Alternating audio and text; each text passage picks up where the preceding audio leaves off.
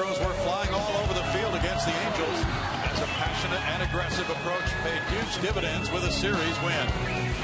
Now it's round 2 against the division-leading Rangers. Can the young Astros turn the intensity up another notch? It's a Lone Star Showdown next.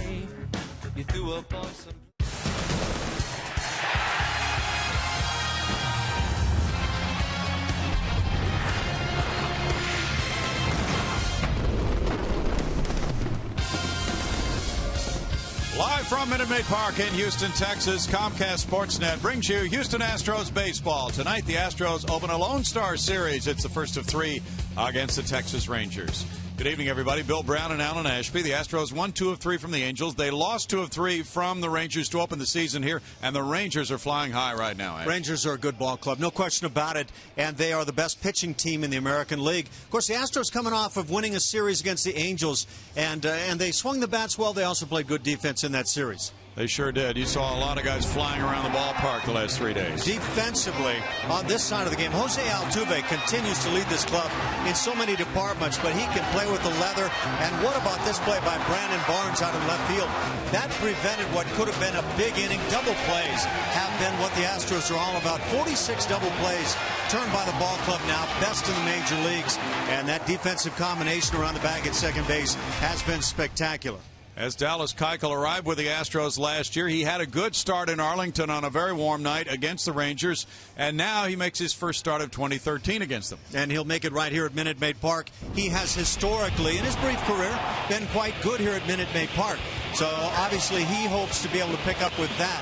But you can see 2-2 in his last 5 home starts and a good ERA at 2.57. That type of numbers would play very well tonight for Dallas Keuchel. Here's some of the hitters who have done a lot of damage against the Astros in their career. Lance Berkman, of course, 460, 5 homers, 18 runs batted in. Ian Kinsler brings thunder to the leadoff spot with 10 career homers against the Astros. And there's the always dangerous Nelson Cruz, a streaky hitter who has hit 8 homers and driven in 23 in 28 games against the Astros in his career head-to-head. Coming up here, Eric Bedard and the Astros rotation. He'll be rejoining it tomorrow night. Where else is this rotation going? Find out more with Julia Morales in just a moment.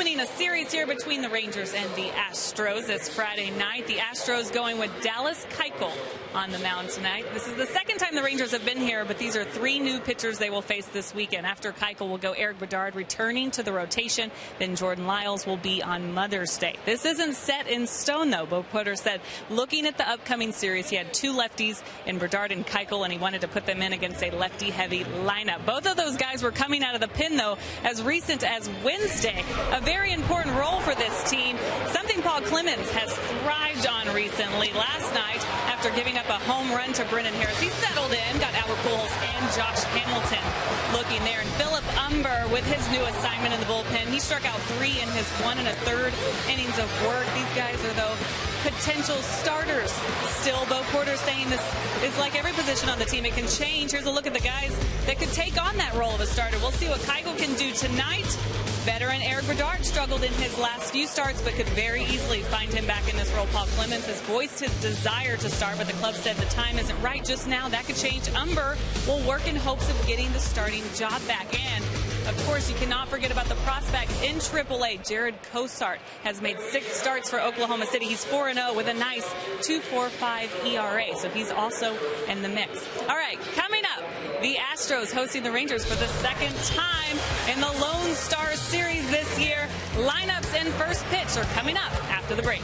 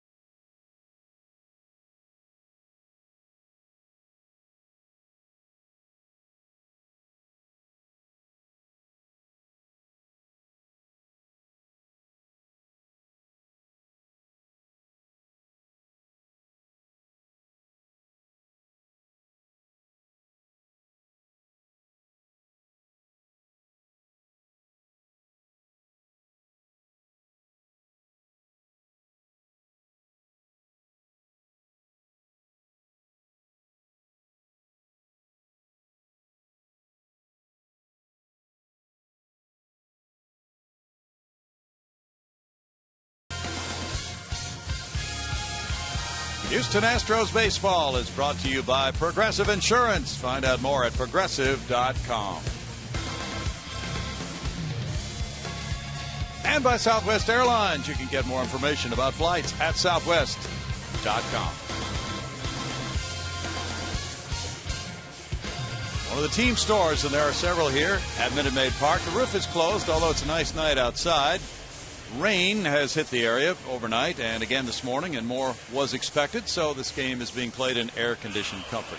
Eduardo Perez and Dave Anderson have their lineup cards for the two teams, and now the Astros take the field on a big and bright Friday night wearing the orange uniform tops and the white pants on a homestand which has brought them 2 wins and 5 losses so far, 3 games to go.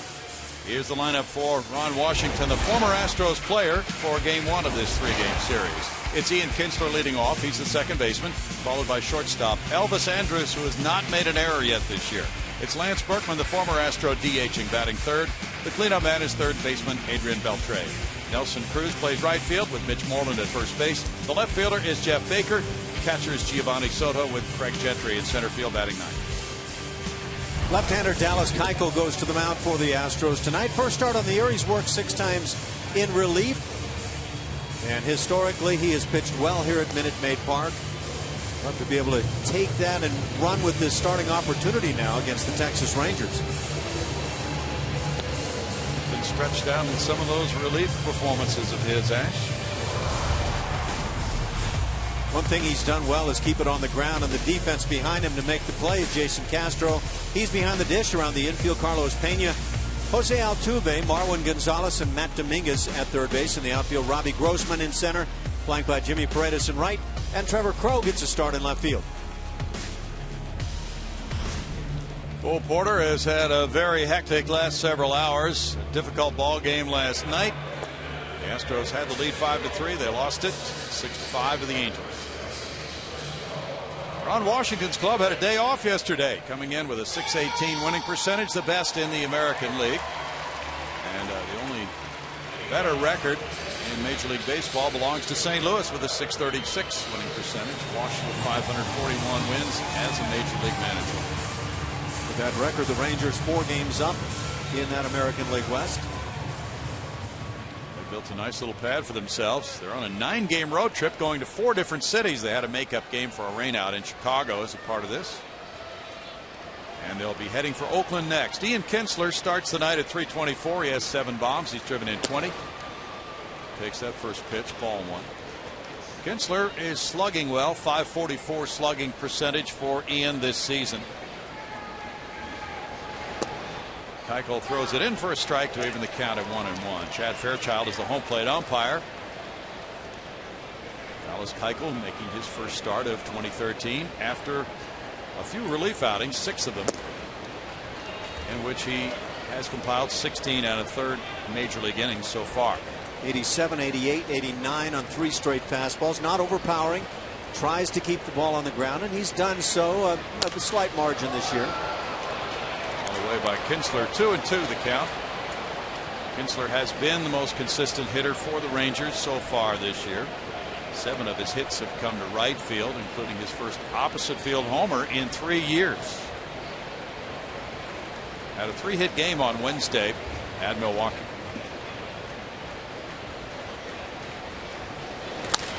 He flicks that one up the right field line, and that'll go foul. Well, this is the 2nd series between these two. As Julia mentioned, both have been here. The Astros don't make their first trip to Arlington until July. The Rangers have had a hold on the Silver Boot. They've won 6 of those in a row, capturing the season series in those last 6 years, and 9 of the 12 overall. It's 3 balls, 2 strikes. They are a tough bunch to beat right now. Since 2010, the Rangers are 16-4 against the Astros.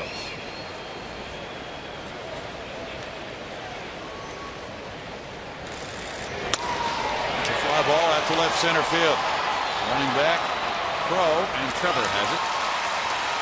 1 down. Getting his first start as an Astro tonight.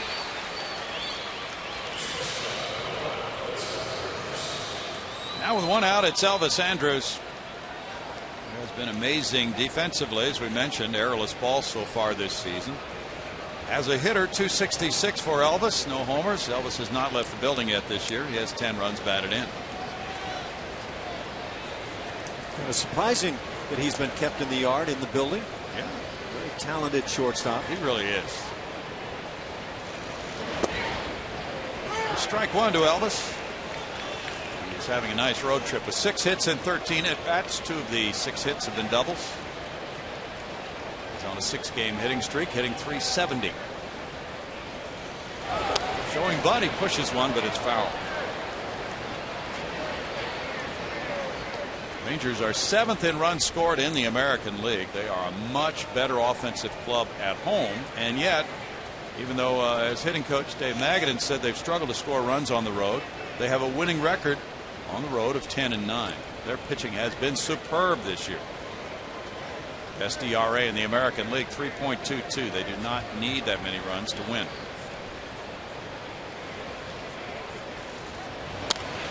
Breaking ball, 1 hopper out to Altuve's left. And gets it over to Pena. 2 down for Keuchel. Dallas Keuchel is very consistent when it comes to the numbers. Fastball this season versus last year, you almost can't get more consistent. The changeup dead on the money. Curveball, a little bit of variance right there. The cutter can be a form of a slider in reality, but he seems to be a pitcher who knows what he wants to throw. Chad Fairchild goes out with a baseball for Dallas Keuchel. Well, he's talked about being more aggressive this season than he was a year ago, and he has shown that tendency. Now he faces Lance Berkman, former Astro switch hitter, and one of the top switch hitters of all time in Major League Baseball in terms of overall numbers and OPS. 297 for the season for Lance with 2 homers. There's strike 1. Isn't that amazing what that kid from Rice has been able to compile now in his career? It really is. Has not done too much lately. 2 for his last 15. 227 last 20 games. From the right side, he doesn't have it going yet this year. It's a 1-ball, 1-strike count. But 489 at Minute Maid Park against the Astros in 12 games, 5 homers, 18 runs batted in. He tops that one foul third base side, and it's a 1-ball, 2-strike count for the Puma. From my perspective, that right side has always been the weaker of the 2 sides, and yet in that All-Star Classic, the home run derby that he did so well in, he hit from the right side. Yeah. He has a 15-game hitting streak at Minute Maid Park.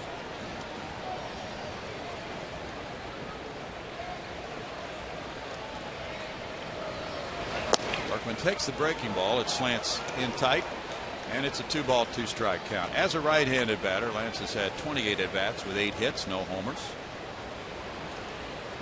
Back-to-back lefties are starting for Bo Porter in this series. Keuchel and Eric Bedard. Then Jordan Lyles goes Sunday on Mother's Day.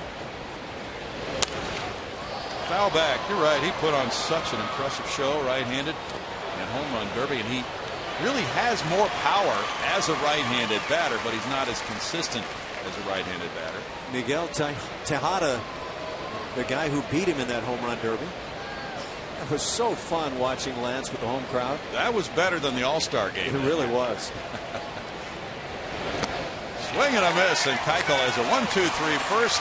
Gets the curveball to work, keeps it down nicely, and puts up a 0 with Ogando coming up to pitch next.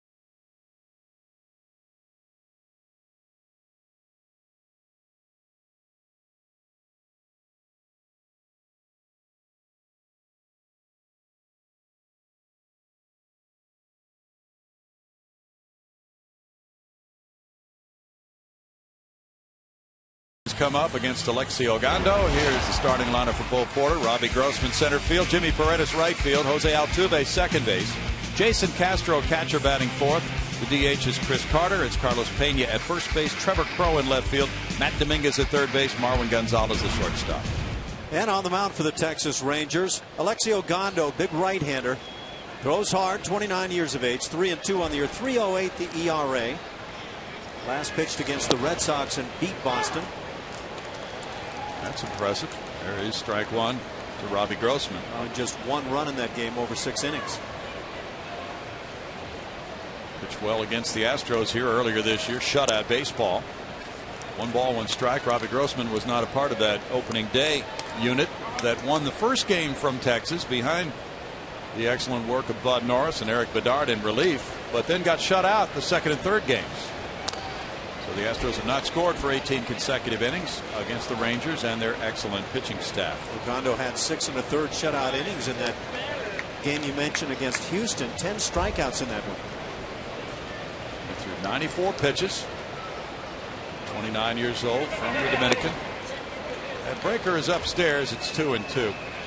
In the past, he's been able to ride an effective sinker, but that has not worked as well for Alexei this season. He has been resourceful with his other pitches. The splits are reverse. Right-handed hitters are hitting better against him than left-handed batters by some 60 points.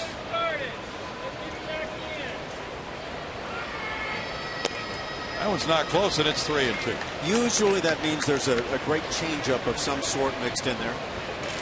A lot of right-hand pitchers, maybe Ogando one of them, a little fearful of throwing that to the right-handers. He really stopped Boston very well in that last game you talked about. 1 run in 6 innings. Now leadoff walk upstairs to Grossman. Behind Ogando defensively for the Texas Rangers tonight. You see behind the plate Giovanni Soto. Around the infield, Mitch Moreland at first, Ian Kinsler at second, Elvis Andrews at short, and Adrian Beltre at third. In the outfield, Craig Gentry runs very well in center field, surrounded by Nelson Cruz in right and Jeff Baker in left. Now Giovanni Soto is taking over as the primary catcher with A.J. Krzyzewski on the disabled list. Goes out for a chat after that leadoff walk with his battery mate. Soto has started 10 games. The Rangers are 5-5 in those. And Ogando is back up on the hill to face Jimmy Paredes, a .250 hitter with no homers, 2 runs batted in. This configuration of Grossman leading off, Paredes second, Altuve third. Worked well in the 3-game series against the Angels. Showing bunt, Paredes takes, and there's strike one to Jimmy, the switch hitting outfielder, formerly an infielder. He picked up 3 doubles in his first 2 games with the Astros, Tuesday and Wednesday nights. 3 for 12 overall. Last night Jimmy was 0 for 4 with a walk, struck out 3 times. Slick fielding, Adrian Beltre's on the grass at third. Paredes checked his swing. Nope. He went for it according to Paul Schreiber, and it's 0-2 now. Looked like a pretty good pitch one way or the other, but sometimes when that bat starts and the catcher moves a little bit, that pitch gets called high. But you can see right at the waistband. Now 0-2 for Jimmy. Altuve on deck. And a big cut and a strikeout. 1 down for Ogando.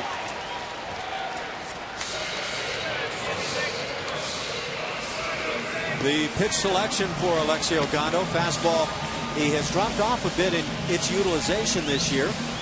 From last year anyway. The slider is up a bit and the changeup up a good margin. And again, that would be the pitch I would suspect is getting the left-hand hitters. Jose Altuve on a 5-game hitting streak has 10 hits in his last 21 at-bats. 345 for Jose, 2 homers, 17 runs batted in, 49 hits, second in the American League to Miguel Cabrera, and second in the majors as well. He looks at strike one. Altuve went 5 for 12 against the Rangers here in the season opening 3-game series. Alexei Ogando was signed in 2002 by Oakland, and he was a Rule 5 pick by the Rangers in December of 2005. 22 and 11 as a major league pitcher, formerly a reliever. No balls, 2 strikes for Ogando. A couple of breaking balls to start Jose, and Jose maybe looking for a fastball he could drive on the first couple of strikes. Last 7 days, Andrew McCutchen and Oswaldo Arcia have been better, but not much. 2 points better than this torrid hitting second baseman. Throw goes over to first on Grossman. Altuve's been swinging it quite well, thank you. Even when he dribbles, when he's able to beat it, Gets down the line so well. He can sting it to left field, and he can sting it the other way. He's just an all-around hitter, and he has shown some pop as well, driving a couple of long home runs this year. Those 3 hits came last night. Now there's ball 1, and then he lined out for the final out in the ball game to center field. Even his outs have been hard. 1-2 to Jose. The Astros are 12th in runs scored in the American League.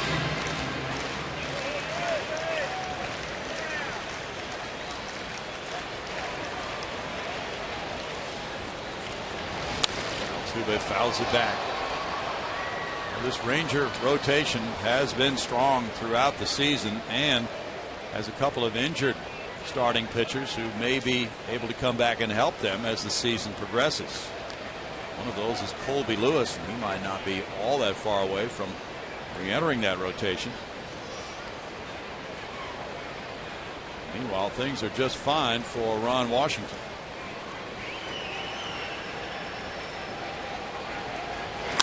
Altuve. Oh, there's a bobble, and the first of the season by Elvis Andrus. He had 120 chances without an error.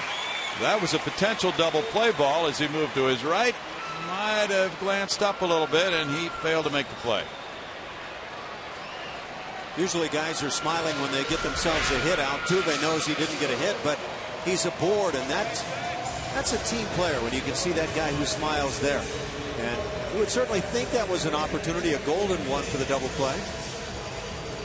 Ball came up on him, but did you see his head was turned a little bit? Get glancing to where you're going to throw the ball. These guys are so good. They're accustomed to catching these balls without even looking at them. During batting practice when they take ground balls, it is so routine. Jason Castro bats.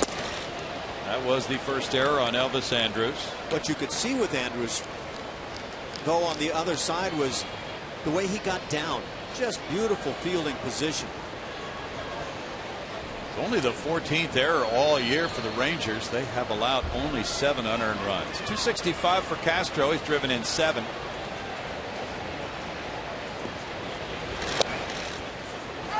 That's a strike. That makes it 1-1. The Astros picked up 5 unearned runs against the Angels. Castro started this series 0 for 11 against the Rangers. Chris Carter on deck.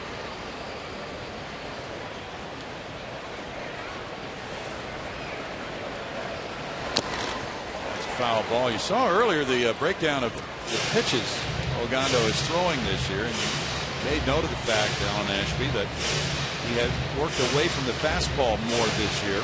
He has his lowest whiff rate of his career on his fastball, 12%. And he's throwing the lowest percentage of strikes of his career, 62%, with the fastball. And you have to ask yourself, does that come with age? You lose a little of the fastball. He's now 29 years of age. Do you get smarter and realize that you can get outs with that changeup and the breaking pitches? 2-2 to Castro. Maybe that combination. Castro had 2 hits in last night's game. Picked up another double. He has 11 of those, tying him for 4th in the American League. Chris Carter is waiting. The Astros have won 10 and lost 25. They're 11.5 behind the first place Rangers.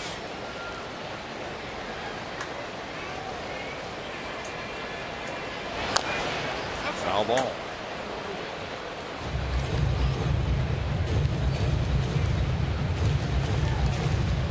Ogando has gone back and forth between relieving and starting. In 2010, he made 44 relief appearances, no starts. In 2011, he was an all-star. He made 29 starts.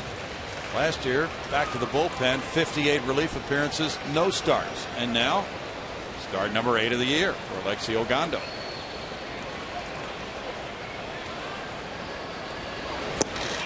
Breaking ball gets a strikeout. That's number 2. Well, when you look at the success Ogando has had with left-hand hitters, maybe this slider is a big part of it. That's tough when it's down and in like that. That has been a very good pitch for him this season. He's had only one bad outing. That was in the rain at Wrigley Field. He leads the club in starts. Chris Carter on a 3-game hitting streak.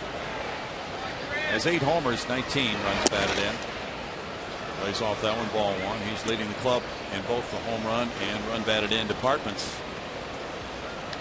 Chris went 4 for 10 with 2 homers in the Angels series. Driven in runs in each of his last 3. Looking for a big 2-out hit here. Lays off, and it's 2-0 to Chris.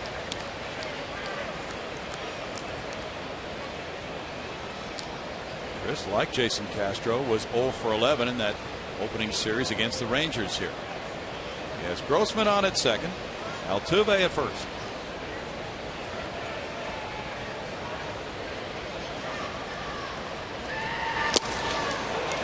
It's 2-1. Ogando challenging there.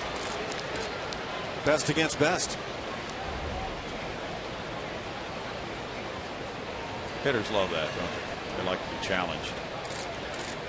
Yeah, they'll talk about pitchers who challenge them as being really gutsy guys out there, but there are times those challenges go to the hitter. That's foul back.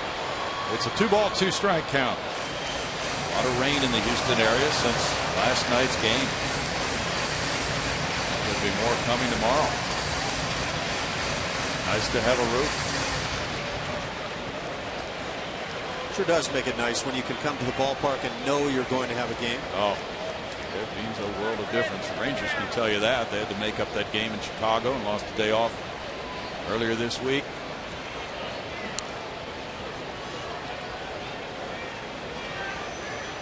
A lot of teams have had to deal with very bad weather this year. It's been uncommonly bad, hasn't it? A lot of cold weather, snow, rain. Yeah, there are going to be consequences later on this season with all those makeup games. Soto and Ogando trying to get together here. Mike Maddox is the excellent pitching coach of the Rangers. Rangers are doing a little coaching shuffle this weekend. Some of the coaches have children who are graduating from college, and they're going to be shuttling in and out of here. It's 3 balls, 2 strikes. I wonder how much Mike Maddox is able to utilize from his very famous brother, Greg Maddox, and maybe the conversations they have together and what might have been learned through the years. Oh, boy, you know those are lengthy conversations. Mike made it to the big leagues himself, so not to imply that he hasn't mastered things. Runners go, and it's a walk to load the bases for Carlos Pena. All right, Chris Carter patiently waiting, drawing his 13th walk of the year. Passes the baton along to the first baseman Pena after the second walk of the inning by Ogando. Cole Porter would love to have a big hit from his first sacker, who has 9 runs batted in. Pena with a .228 average has hit 3 homers. He went 2 for 11 in the Rangers in that season opening series here. 0 for 5 in the Angels series. He's hit .200 on this homestand with a homer. And he has appeared in all but one of the Astros' first 36 games of this season, including this one.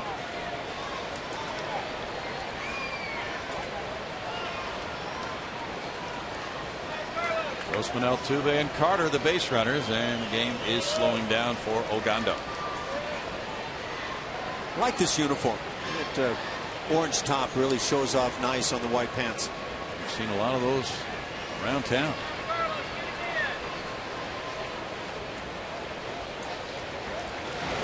In tight, that almost hit him. Ball 1. Now, if you're hitting and that pitch comes down at your ankle and you skip out of the way, you might be thinking, gee, if I just let that hit me, I'd have an RBI now. Yeah, but then you come to your senses at that point. That has got to hurt. Yeah.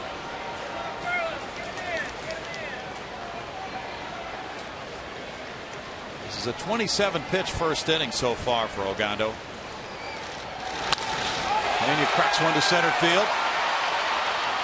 And Gentry is there for the catch. No runs, no hits, 1 error, 3 men left. Nothing.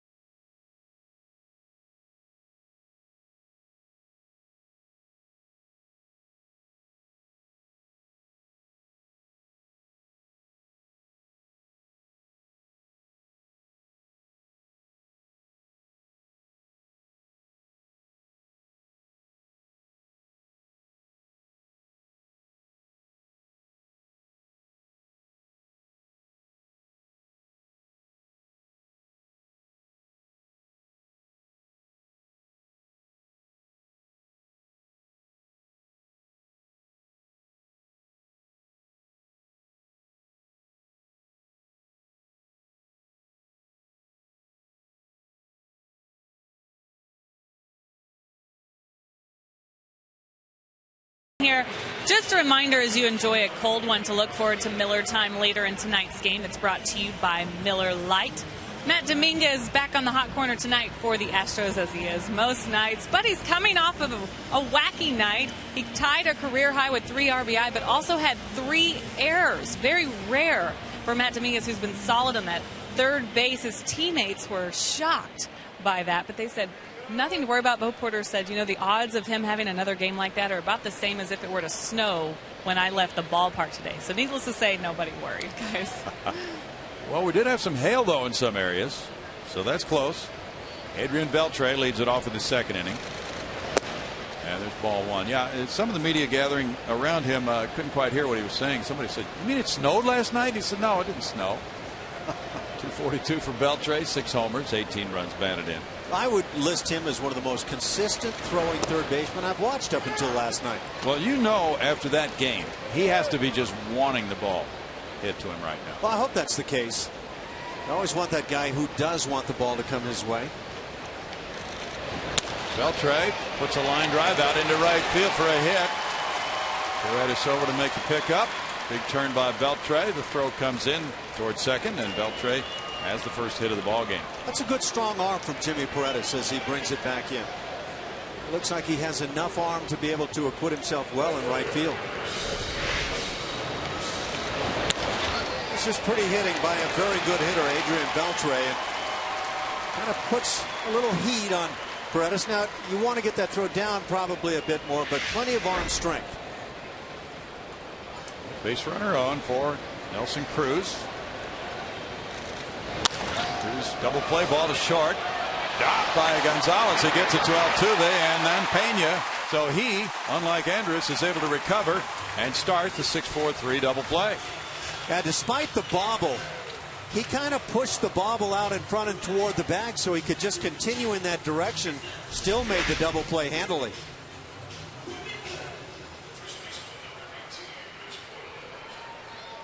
This is quite a double play combination.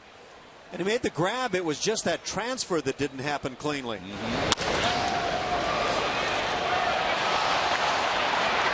appeared that he was trying to be a little too quick. Mitch Moreland has hit left-handers pretty well this year, even though he's a left-handed batter. Overall, a .287 hitter with 6 homers. He's driven in 14. Moreland looks at it. It's strike 1 to Mitch. That's very good numbers. .504 slugging percentage and a .341 on base average for Mitch Moreland. Now become the everyday first stacker. It's what they wanted him to establish this year. It's a 1-ball, 1-strike count. Managers love it when players step up and create that scenario where the manager really doesn't have to think. You come to the ballpark, you have your lineup, you know who's playing this position and that, and I think every manager would tell you they would love that. 2 balls and a strike to Moreland. Bo Porter played for the Rangers. Ron Washington played for the Astros.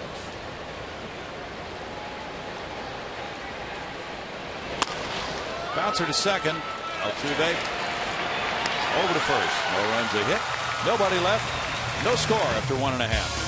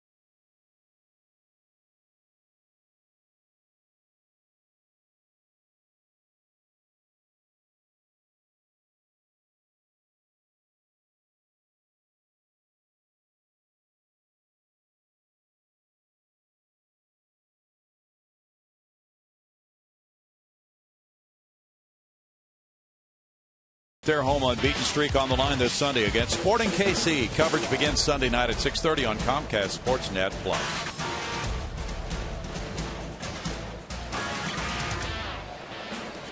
'29-year-old Trevor Crowe steps up. Crowe is 0 for 2 since joining the Astros from Oklahoma City. He's not had a major league hit since 2011 with the Cleveland Indians. There's ball one. Last year he spent in the minors between Columbus and Salt Lake all year. First round pick of the Tribe in 05. He was the 14th player drafted that year. Crowe takes a look at that one, and Ogando has fallen behind him. 2 balls, no strikes. Trevor was hitting .307 to Oklahoma City, had 2 homers, 14 runs batted in. Redhawks have a 10-game home winning streak going. Trevor was a non-roster spring invitee with the Astros. He was impressive in what he does to execute fundamental things about baseball. A good contact hitter. Hits the cutoff man. Sure-handed. And you can see those tools that allowed him to be drafted in the first round are helping him right now at age 29. And a better hitter through his career from this, the left side of the plate. Pumps that one to left center field. That one slices back, and that one for Trevor Crowe is an opposite field home run. Welcome to the Astros, Trevor Crowe. First hit with Houston, 1-0 Astros. What a smart hitter. Keep it within the confines of the Crawford boxes, and he just does that towards center field. That's a special moment. Had a real nice spring with the club.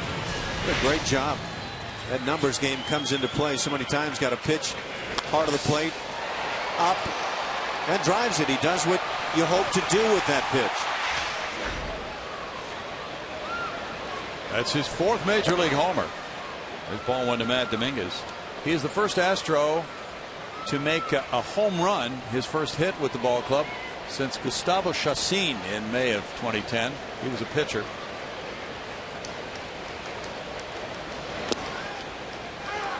Strike to Dominguez. It's 1-1. What a moment for Trevor Crowe. 4th major league home run, and all coming against right-hand pitching. Good selection for Bull Porter in left field tonight. 1-2 to Matt Dominguez. Dominguez with that crazy night. 3 errors, but 3 runs batted in last night. 3 runs batted in ties his major league high in a game. 265 for the season. He's driven in a dozen. So that breaks the scoring drought of 19 innings for the Astros against the Rangers. And after some frustration of getting those 2 walks and the error by Andrews with that bases loaded opportunity and not being able to score in the first, they get that first run of the game very quickly here in the second on the long ball by Crowe on a 2-1 pitch. Dominguez 4 for 6 over the last couple of games against the Angels, and of course, as you mentioned, Brownie, the 3 ribbies last night. Little roller, Ogando. And unassisted. Number 1. Yeah, Matt Dominguez, and Bull Porter said after the game he won't do that again. 3 errors. Yeah, a lot of times you have to be careful about what you say, but in that case, it seems like a pretty good bet. Marwin Gonzalez comes up now in the 9 spot. 253 is his average. He's belted 3 homers. He's driven in 9. Marwin was 2 for 3 in the Angels series. He's 2 for 15 on this homestand. Ronnie Cedeno has been playing some shortstop against left-handed pitching, and Cedeno got the call last night. Had 2 hits and a walk to go with a sac bunt. It's been a very good shortstop platoon for the Astros this year. There's strike 1 to Marwin.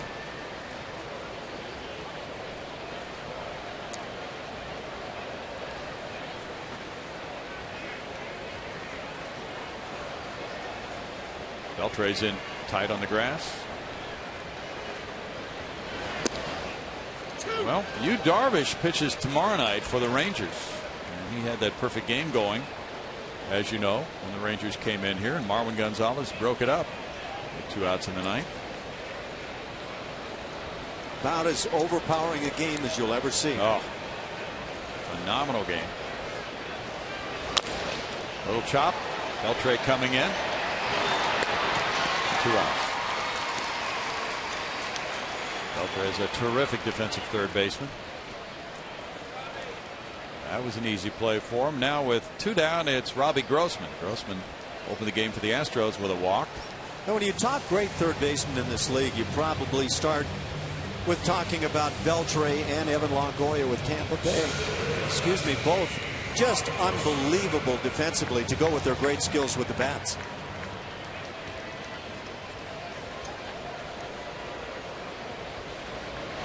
Robbie Grossman's jammed on that one. He puts it in the air, foul and out of play. Strike 1 for Robbie.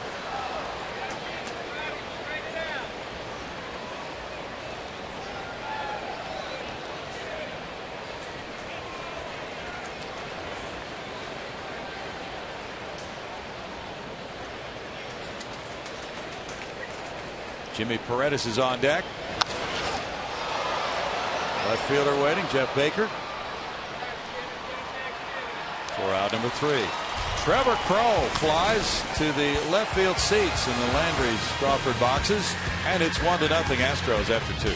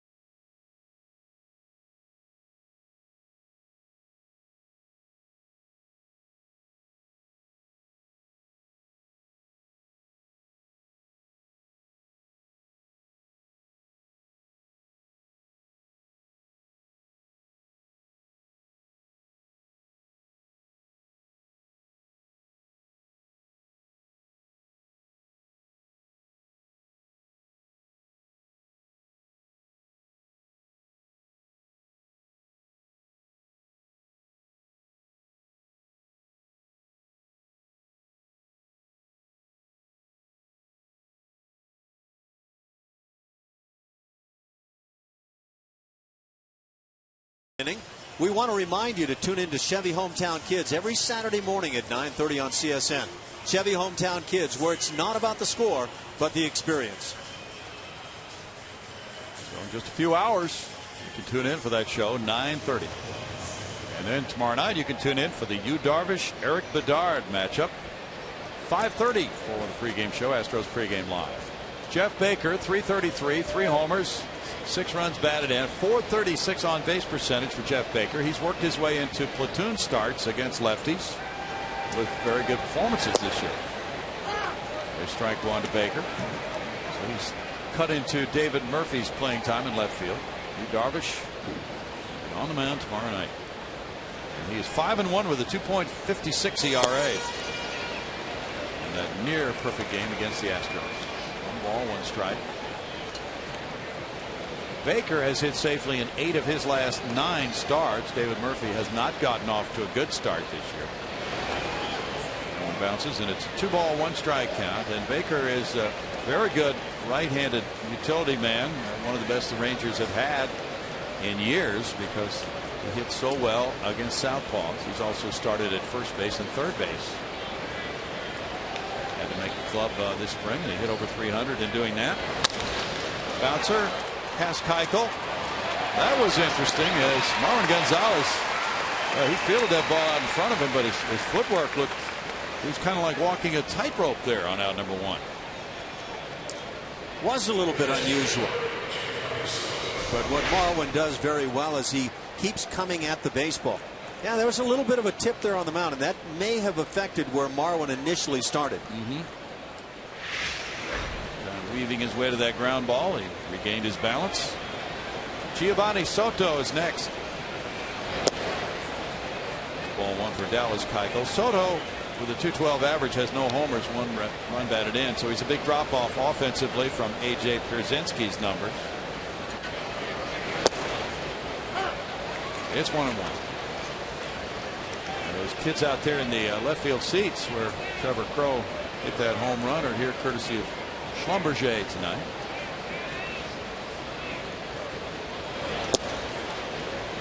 It's a 2-ball, 1-strike count. Julio Morales is going to have more on that a little bit later. Schlumberger, part of the Community Leaders Program, building baseball fields in the Houston area. Way outside, it's 3-1. Keuchel last year, when he came up, worked often to right-handed hitters on the outer edge of the plate. And he has a good changeup.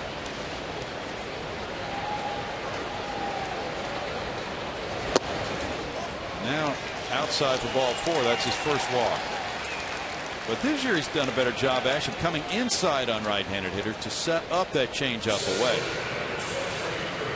He looks like one of those guys who probably, at least initially, was most comfortable trying to stay away. But at his velocity, I think that's imperative that at some point you show the right-hand hitters you will pitch them in. Dave Clark is moving one of his outfielders in. That's Jimmy Paredes coming in right field for Craig Gentry, platoon center fielder.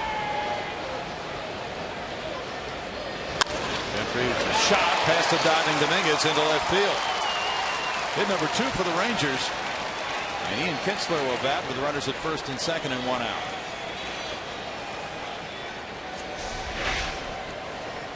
Just sting it. And playing well off the line. Dominguez still unable to get to this ball right in that hole. Steve Buechele is coaching first base tonight. He is taking over at that assignment. Normally the Frisco AA manager for the Rangers, but filling in. Dave Anderson normally is the first base coach. He has shifted over to third base because of the absence of the usual third base coach, Gary Pettis. Gary Pettis is away attending the graduation of his daughter Paige from the University of Arizona.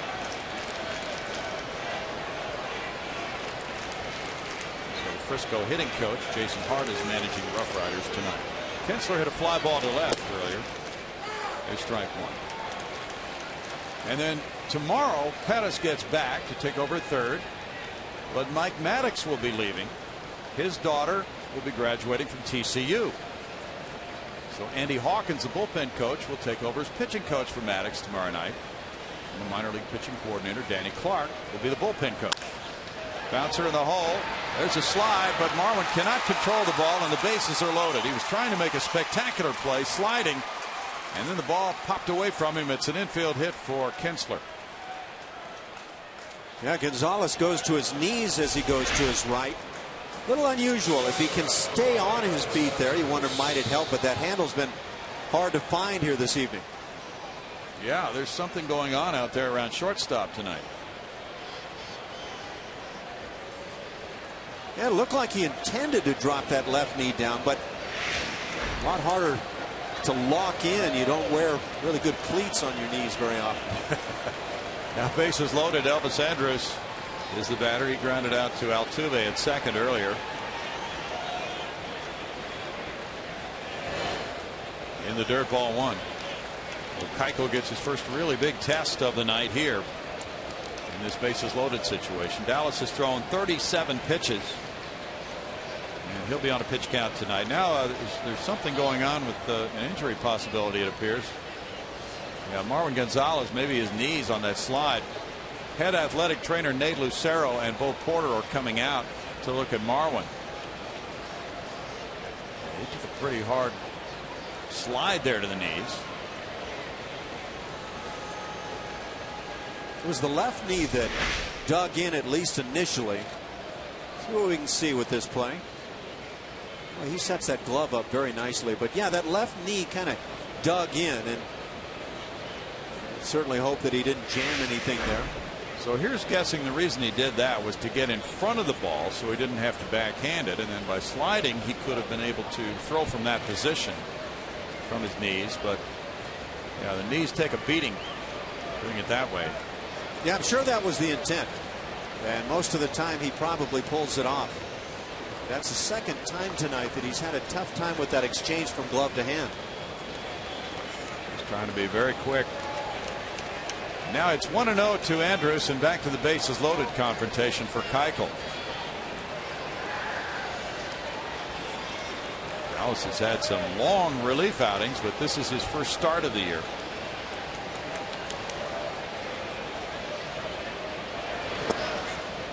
Missing there, and it's 2 balls, no strikes to Andrus.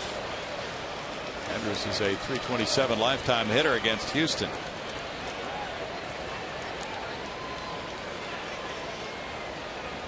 Big Mother's Day weekend here. Some good giveaways, pink stuff.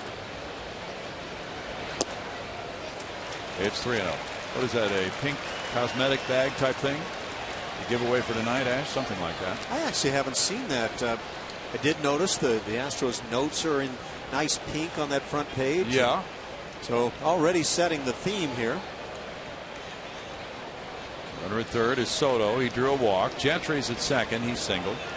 And Kinsler's at first. He's singled. Now 3-0 the count. And that is an RBI for Andrus on a bases loaded walk. His 11th run batted in, tying the game in 1. A 4-pitch walk for Keuchel, and he'll be visited with Lance Berkman coming up next. Looked like Bo Porter might have been wondering where was that pitch. I bet that looked good from the side. Soto scores to tie it. Now Berkman, who struck out, will be the batter. Now obviously it runs inside. Just everything getting away right now from Keuchel. Berkman, who whiffed in the first inning, comes around for the second time now. There's a breakdown. Keuchel's thrown 40 pitches in this game now.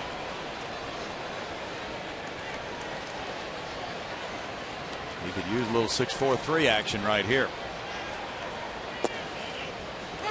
Strike to Berkman.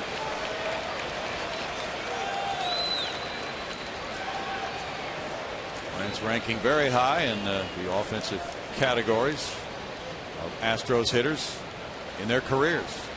And now trying to come back as he did with the Cardinals and do some damage against that Houston pitching staff. Then he was a Yankee for a while. It's a 1-ball, 1-strike count to Lance. He continues to live in this area as he has for many years. Lance is now 37. Born in Waco. Grew up in the New Braunfels area. Easily one of my favorite guys that's come through in the last couple of decades. You know it. Foul ball there. Makes it 1-2 to Berkman. Berkman was sizzling the first 9 or 10 days of the season. He's not been able to maintain that. But in that first series here, he had 6 hits and 10 at bats. He's a 6-time All-Star. Last 4 years, he's been among the most disciplined hitters in terms of not chasing pitches out of the strike zone. Keuchel strikes him out. That's strikeout number 2. Yeah, this is a big one. Get that second out. Big swing by Lance. One of those rare cases where you see a guy swing over the baseball on a fastball and not under. Adrian Beltre singled to right field in the second inning. Beltre, 34 years old now. He was the Rangers Player of the Year last year. .263 his lifetime average with the bases loaded, including 9 grand slams. Fly ball out to center field. Grossman started back. Now he tries to get there, and Grossman does with a sliding catch. What a big escape for Dallas Keuchel after the bases loaded 4-pitch walk to Andrus. He gets Berkman and Beltre to keep the game tied at 1.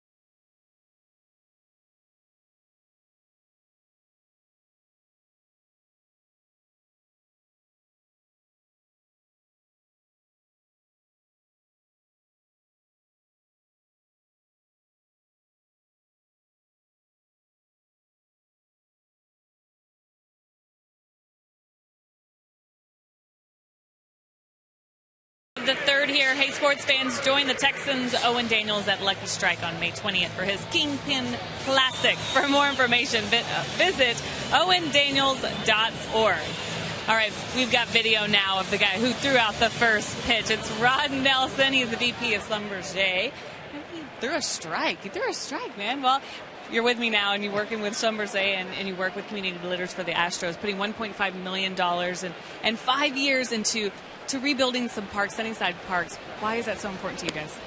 Well, we like to give back to the communities where we work. We've got a lot of employees in Schlumberger, and the Astros Foundation came to us with this idea of joining the Community Leaders Program, where we would, make a commitment, but also over the long term, give kids in the Sunnyside area an opportunity to play baseball, learn some of the ins and outs of the game, but also, leadership and teamwork that kids need to learn. And we're thrilled to do it. It's been a great partnership so far. I was going to ask, it's more than just baseball, right, for these kids? It's a lot more than just baseball for the kids. And the city of Houston's involved, the Astros Foundation, Jim Crane's involved. And the fields have turned out beautiful. New grass, new infield dirt, but also stands, lights, dugouts. It's beautiful. Well, how was it throwing out the first pitch? Well, it was okay. The problem was they paired me with a kid who's actually a pitcher, so I tried to throw real fast, quick, so I wouldn't get compared to him. Thank you so much. Enjoy the game. My pleasure. Thank you. Brownie. Thanks, Julia. There's a little pop-up by Jimmy Paredes to second. And out number one. They're doing some terrific work. And let's get another look at his form, Ash. That's pretty strong. Yeah. Left it up a little bit, but that's just his first pitch of the game. Just getting warmed up. And the kid was pretty strong. That's tough competition. It's a terrific program. There's so many kids who don't have fathers, and they get a chance to go out and find a father figure, a mentor through those baseball programs, and it really helps them in life. Jose Altuve reached on that fielder's choice play an error. There is ball one to him. Who knows? Maybe there'll be a Jose Altuve out there on those fields in the Houston area. Sure, never know. It can come from anywhere, can't it? There's a shot, fair ball over the third base bag. It'll stay right there, and that means an easy double for Altuve. In between the shortstop and the left fielder, Altuve takes his hitting streak to 6 games with double number 9 of the year. Just shoot it over the bag. Get yourself 2 bags. And might I add, well played by the ball boy down the left side, just getting out of the way. This young man can really swing it. And he plays that defensive side. Just looks like he loves every moment of the game.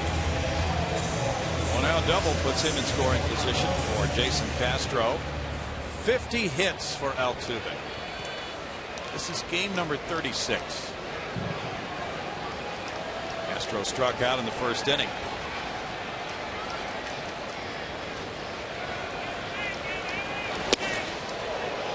Up and in, ball one.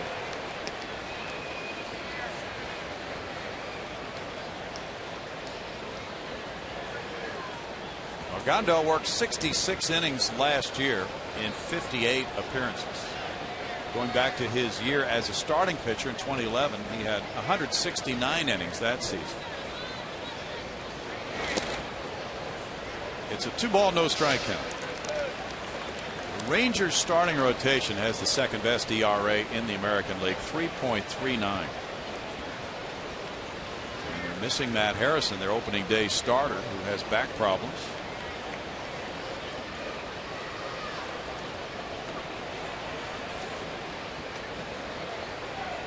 Chris Carter's on deck. Ground ball to first. Moreland with a play. Altuve advances on out number 2. Chris Carter will bat for the second time. He drew a walk on a 3-2 pitch back in the first. Ogando visited by his shortstop, Elvis Andrus.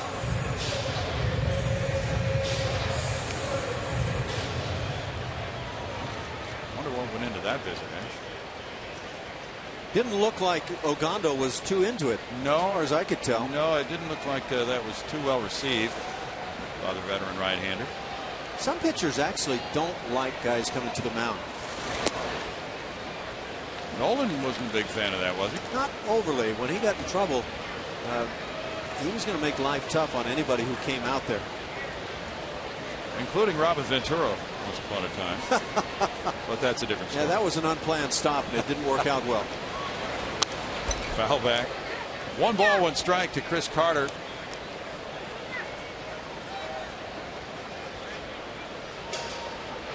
Well, this Silver Boot Series has brought a lot of attention to the state of Texas, with these 2 cities of Houston and Dallas squaring off, and now many more times each year.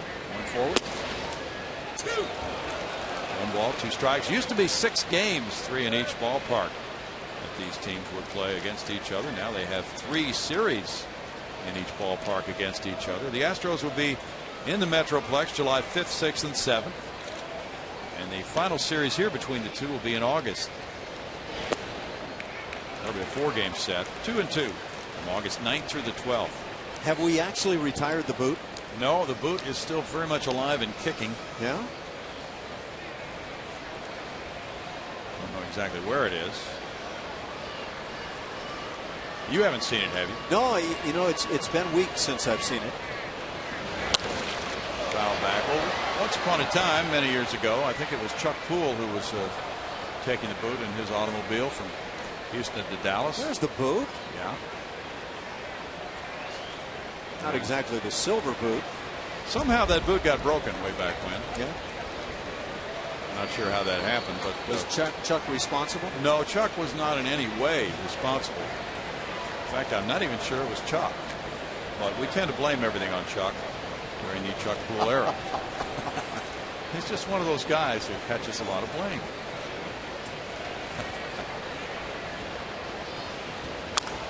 Grounded foul, third base way. Still 2 balls, 2 strikes. Well, last night, Ash, was a 4-hour and 7-minute ball game. That was the longest 9-inning game in the history of Minute Maid Park. Wow. Well, it felt like it, and I haven't been here for all the others, but it was not what I would refer to as snappy. No, it was not snappy. Oh, look at this play. Wow. What hustle as Altuve comes home to make it 2-1 Astros. This ball doesn't bounce more than, what, maybe 10, 12 feet away from home plate? Yeah. And yet Altuve just says, I'm going to be aggressive and make something happen. Watch this ball kick out. It comes off the glove, not far. Ogando comes to the plate, but not as quickly as Altuve. And by the time it's all said and done, Altuve wins that race easily. What textbook base running. That is just great instincts by Altuve. Absolutely superb on the wild pitch. But, you know, he did everything right. You could see that replay. Had a good lead. Was bouncing in the balls of his feet, ready to take off, coming further up the line. And once that ball hit the dirt, he was gone. You know what he does also?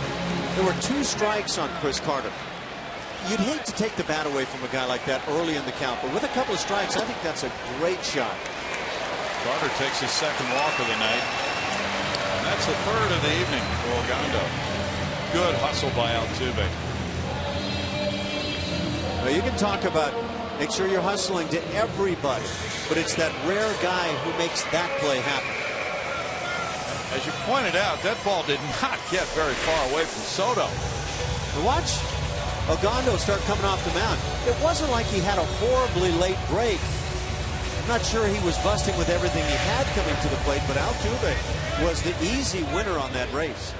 That might have been the shortest wild pitch, shortest distance from the catcher that we've seen somebody score. A lot of times guys on first or second don't move up on a ball that gets that far away. Yeah. Carlos Pena with a shift on. It's calling time. Pena hit a fly ball to center with the bases loaded in the 1st inning. Jose Altuve stole a run there. He doubled. He took 3rd on a ground out and then scored on a wild pitch.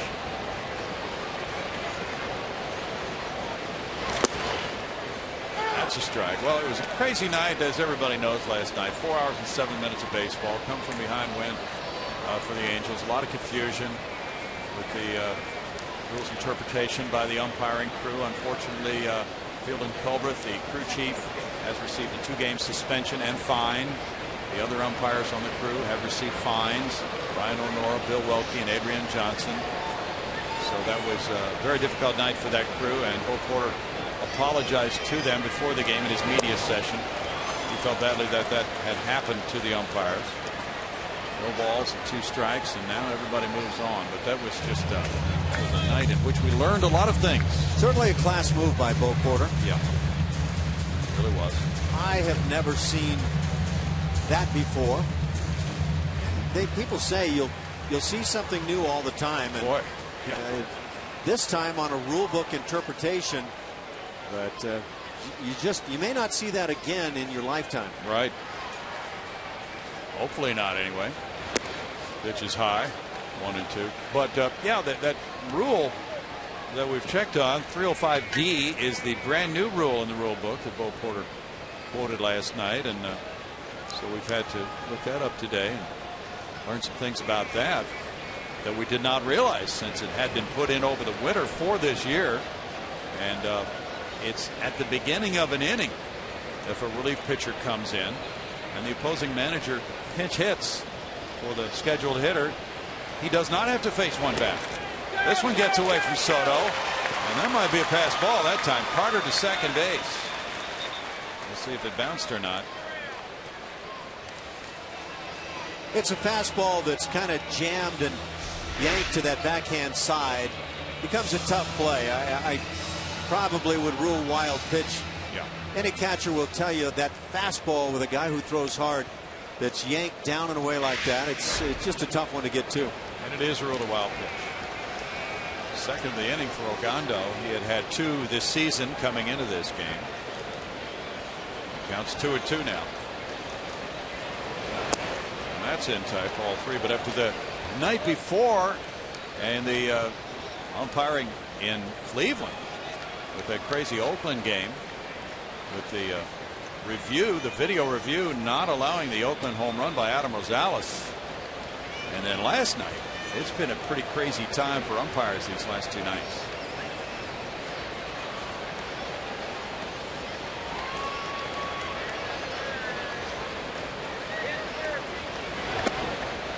That's a walk to Pena. That's 4 walks in the game now for Ogando. Yeah, I would imagine one concern for the league office was 4 umpires getting thrown on one ruling like that. Right. Now Mike Maddox comes out. Trevor Crow, who homered to left in the second inning, will be the batter. Hey, you're talking about his brother Greg. Greg was in spring training helping the Rangers this year, so no doubt they had some long dinners talking about pitching. At least that would be the guesswork on Mike Maddox, who pitched for the Astros, and then his career took that turn into coaching, and he has been very, very good as a coach. Long timer here with the Texas Rangers. He's done a heck of a job, and again, the Rangers lead the league in team ERA, so he is getting it done right. Let's look back at the second inning. This is the first real chance to swing it for Trevor Crow with the club, and he finds the Crawford boxes out towards center field there a bit and gets a bit of the silent treatment. Then the guys loosen up and lay it on him, but that is a fun moment as you join a club anew. Hey, he got that RBI he should have had a couple of nights ago. Wednesday night on the squeeze bunt on the misplay at the plate. They adjusted and got that RBI? Well, he got it on the homer. Yeah, that was the one that should have been safe at home plate. Yeah. Had to refilter that one. On Jimmy Paredes, he was at third, and Crow put down that safety squeeze, and Paredes came in and made a beautiful head first slide. Avoided the tag, but the home plate umpire called him out. So that should have been Crow's first run batted in on that occasion. Now over third base, it slices foul, and it's 0-2. Jimmy Paredes, we maybe forget a bit, new on the ball club, and on this play, boy, did he do a job of evading the tag and getting his hand on the plate, but the home plate umpire just simply didn't see it that way. So clearly no tag, no touch of the plate is the opinion, and eventually the tag for the out. Now 0-2 to Trevor Crow from Portland, Oregon. And he swings and misses in the third inning. That is strikeout number 3 of the night. But Altuve's hustle scored the run to give the Astros the lead 2-1.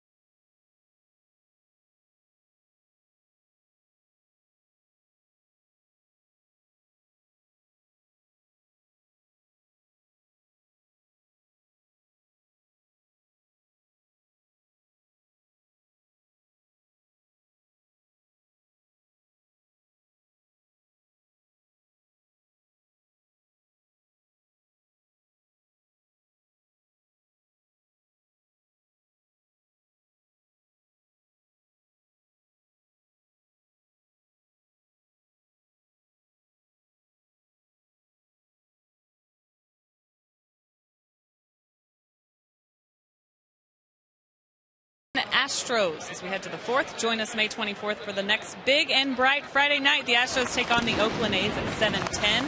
10,000 fans will receive an Astros koozie courtesy of Budweiser, then stay for the post-game fireworks show presented by Marathon Oil. Call 1-877-9-ASTROS or visit astros.com to get your tickets, guys. Thank you, Julia. Nelson Cruz leading it off. He bounced into a double play earlier. 2-1 Astros. Dallas Keuchel missing with that one. And it's 2 balls, no strikes to Cruz. Good numbers to start the season for Nelson Cruz. He's been a good run producer over the years. Now he works at 2, 3 balls, no strikes.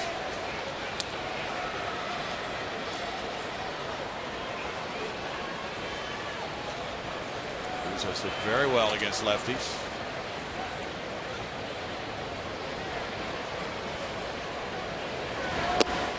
He looks at strike 1. Keuchel has just had 1 start against Texas last June 17th. 5 innings, 1 run, and a no decision. Cruz cracks one on the ground, backhanded. Dominguez, and the throw. Back into that good throwing slot after 3 throwing errors last night. In my book, this is a bit of a tough play. That second bounce kind of pushes Dominguez back a little bit, and he's just so soft with the knees and hands.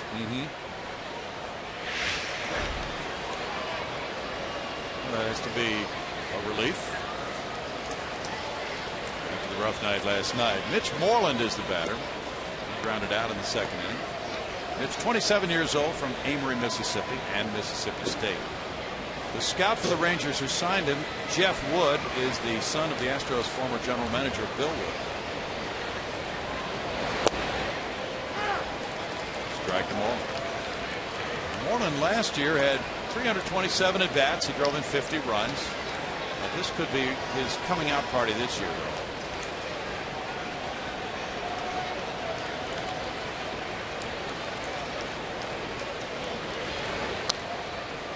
Ball fouled, and it's no balls, 2 strikes.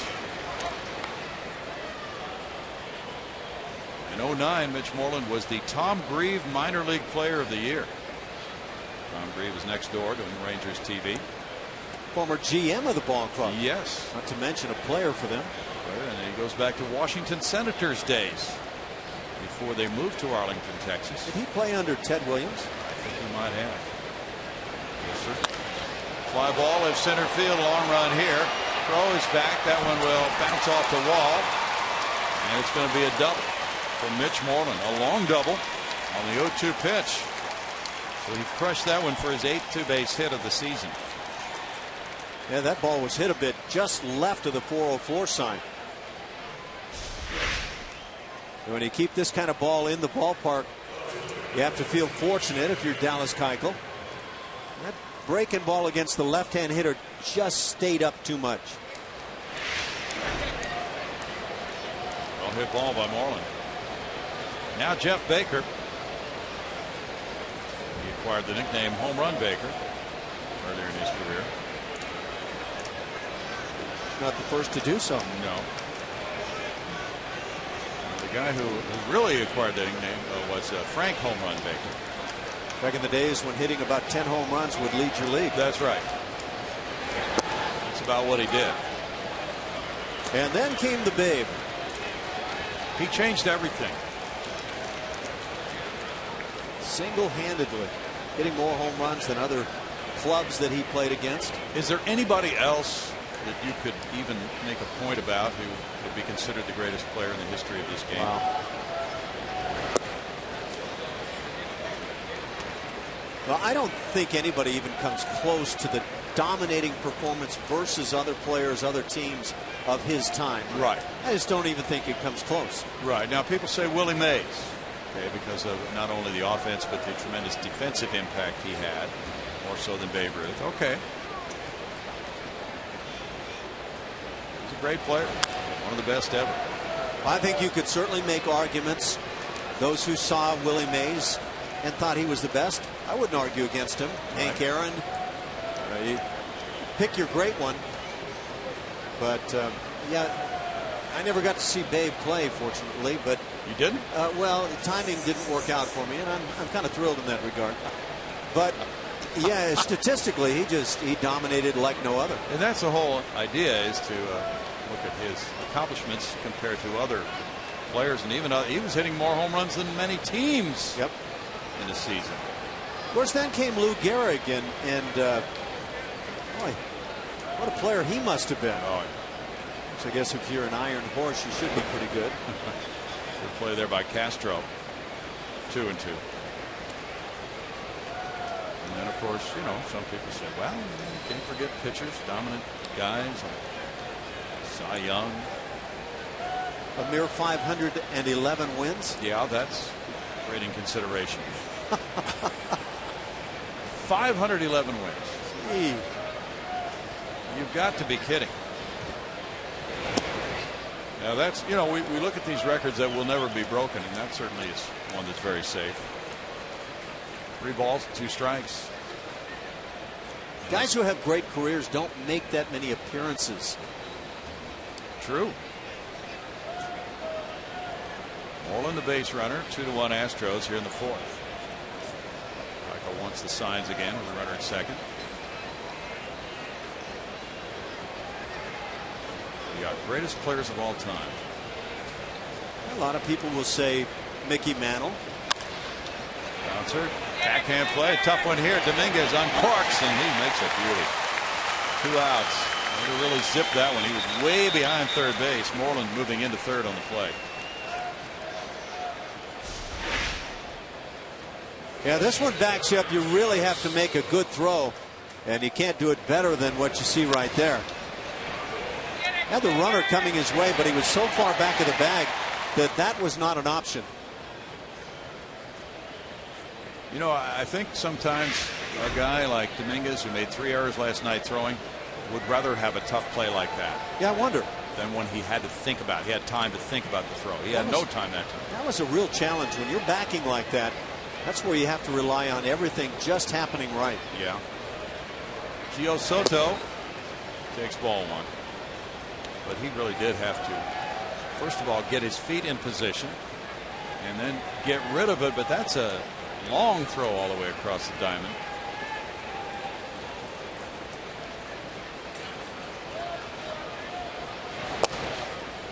Keuchel comes inside there 1-1. That's an important strategy for him. Of course, then you can get in a a further discussion with a different angle and other issues. But Barry Bonds, it's absolutely phenomenal stuff he did. Absolutely. 2 balls and a strike.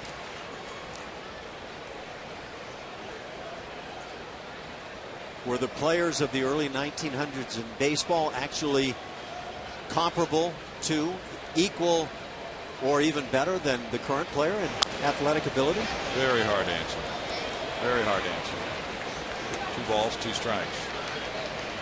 You know, you look at old footage of the NBA, for example, and it's comical to compare with today's game. Yeah. And I always wonder, well, does baseball fit in that same way, or is it completely different somehow? There have been many changes. People say, well, it's still the same game. Yes, it is. The rules are the same. But considering until, well, just about the time that Babe Ruth started playing, they would play an entire game using 1 baseball, and it got pretty dark by the end of that game, and it was kind of hard to see. Did they rub it up? I think everybody rubbed it. Who knows how many layers of substances there were by the end of that game on that ball.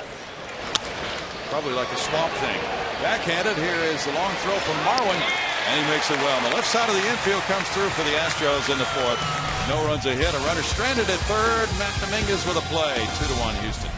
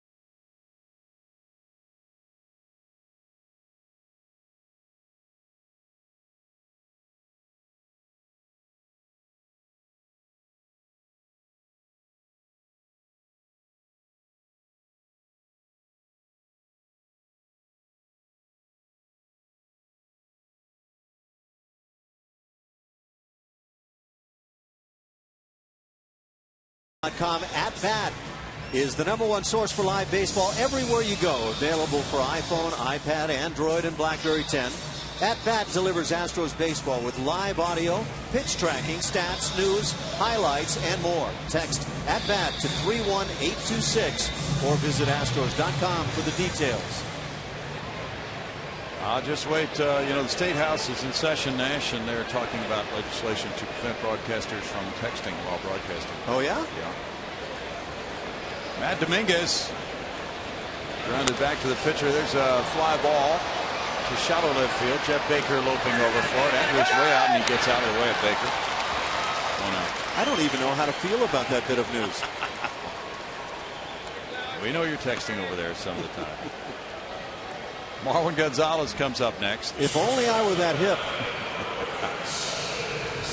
Isn't it? It's just crazy, though, now when you get baseball season underway and people are tweeting and they're texting and they're emailing. And Allison Footer's here from MLB.com. She's putting together a story on broadcasters and how they handle a no-hitter in progress. Do they mention it? Yeah. Do they not mention it? Yeah, I talked with Allison before the game. Kind of curious how you felt about those questions. There she is, writing that story right now while listening to Astros radio. Quoting Bill Brown as we speak. Marwin Gonzalez with a beautiful drag bunt will be on first base. Oh, that was so well done. He just took it with him up the first base line. That's hit number 3 for the Astros. That's a gorgeous bunt if you're trying to play that drag game. And if you're playing defensively and you're playing at first base or you're on the mound, I got it, you take it. And nobody winds up at first base. Just a almost impossible play to figure out what to do. For me, when the pitcher can't make it, the only possibility for the out is first baseman charge hard to begin with. Pitcher sprint to the bag and see if you have one chance right there. That was so well done. And the Astros are playing small ball tonight. Bobby Grossman is the batter. He's walked and he's flied to left.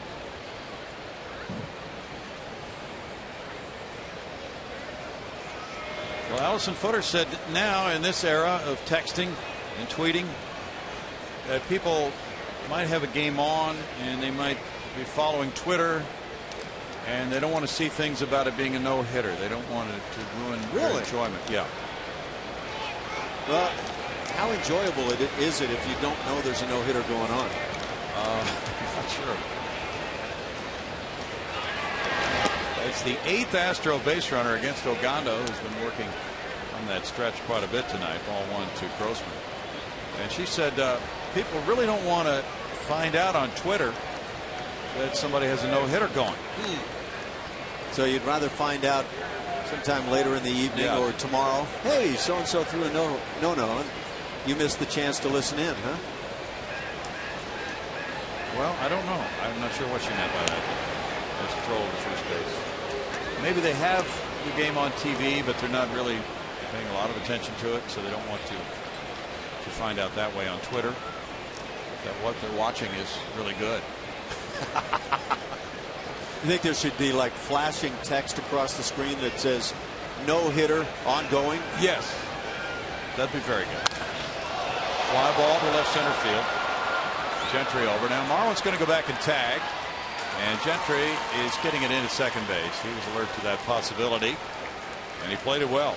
2 outs. Well done on 2 fronts. Marwin Gonzalez kind of forces the issue right there, and the issue was handled well by Gentry in center field as he makes the catch immediately, releasing to the cutoff man right in line with second. Jimmy Paredes is the batter. He struck out and he popped to second.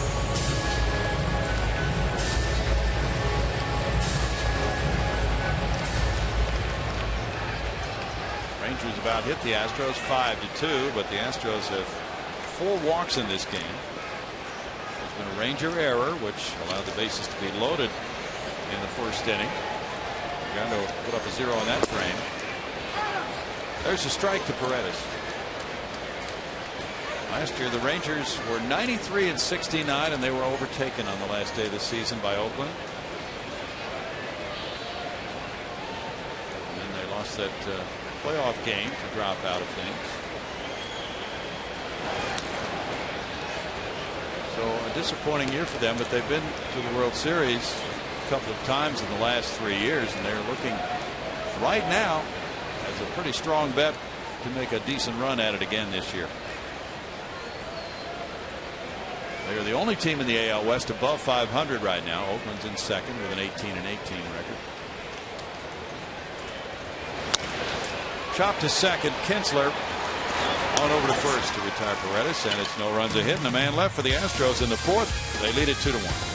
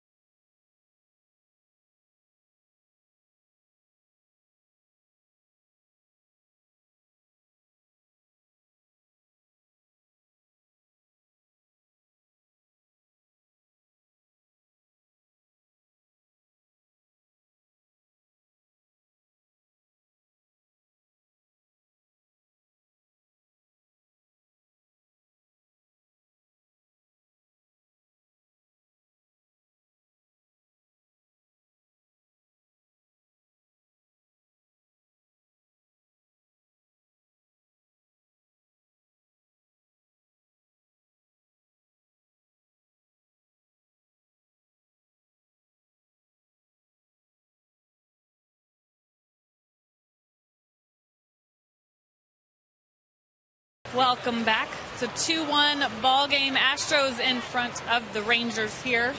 And it's time for our AT&T tweet of the game. It's from Dallas Keuchel, the guy on the mound for the Astros. He said, "Glad to see Jay Happ doing better. Thoughts and prayers are still with him and his family." You saw it on Tuesday. The former Astros pitcher took a line drive to the head in Tuesday's game. He is sidelined for 4 to 6 weeks, and he suffered a head contusion and a small fracture just above his left ear. Very, very scary stuff. So very fortunate that it was just that, if you know what I mean, if you saw it, Brownie. Yes, that was. Fortunately, he got turned a little bit. Dallas Keuchel in 4 innings has allowed 4 hits, 1 run, walking 2, fanning 2. Craig Gentry leads it off and takes ball 1. And yeah, that's scary to see a friend like Jay Happ carried off on a stretcher. He waved a little bit to the fans as he was on his way out. That's reassuring, but well, it's just so little reaction time for a pitcher. 1-1. Gentry singled to left field in the 3rd inning, and now, of course, the efforts are continuing, and they've been underway for a while to try to find some kind of headgear that might help protect the pitcher. Some folks are skeptical that they'll come up with anything good. Through Hopper to Marwin. 1 out. Well, even if they come up with something good, the likelihood is that pitchers will balk at using it. It's probably not viewed as, certainly not the way it's been done in this game, and it's probably not macho and all that sort of thing, but it sure is a dangerous event when that line drive goes back up the middle. Yeah. What's being worked on is some type of padding inside the cap, maybe a Kevlar type lining or something on those lines. I saw that discussion going on. I wonder, would that help in this case? It would help in some cases, I'm sure. Sure, there are unprotected areas it wouldn't help. Kinsler with a shot, backhanded. Marwin. 2 outs. Keuchel's found a friend on the left side of the infield. His name is Marwin. He's an accurate throwing shortstop. He's made 5 plays in this game tonight, including starting that double play in the 2nd. Dominguez has made a couple of plays. Power Rangers against the Astros. Berkman 460, Kinsler 327, Cruz 318 with power. And Andrews is the batter now. Key strikeout of Lance Berkman came in the 3rd inning. Bases loaded, and that was the 2nd out as Keuchel was able to battle out of that frame. Sure was big. There's strike 1. Andrews had drawn a bases loaded walk in the 3rd inning. And then Berkman came up. And bases loaded, he struck out. And then Beltre hit the fly ball to center. This one's rolled to the left side. Marwin has an all-star inning, making all 3 plays. 10 ground ball outs for Keuchel. He's through 5 with a 2-1 lead.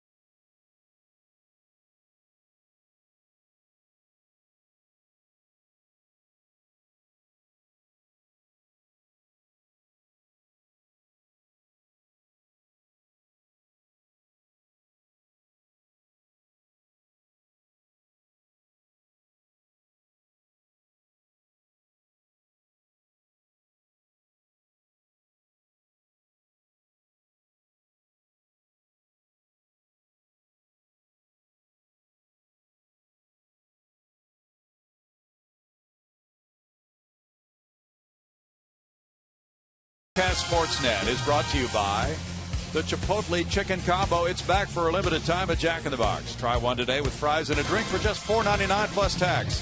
And by the Mitsubishi Outlander Sport Limited Edition.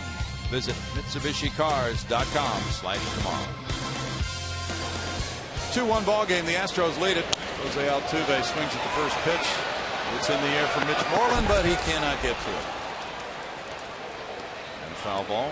Altuve's had an 0-1 count. He is 1 for 2 in this game. He doubled and got things started with one out in the third inning. And then he advanced to third on a grounder, and he scored on a wild pitch, a very short wild pitch, just a few feet away from Giovanni Soto. That one gave the Astros a 2-1 lead, and that's the difference in this game right now. 0-2 for Ogando. Ogando needed only 6 pitches in the fourth inning. He's thrown 77 tonight.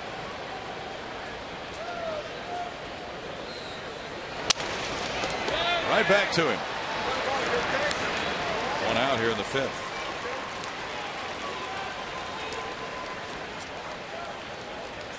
And it's Jason Castro batting. He struck out in the first and grounded out in the third.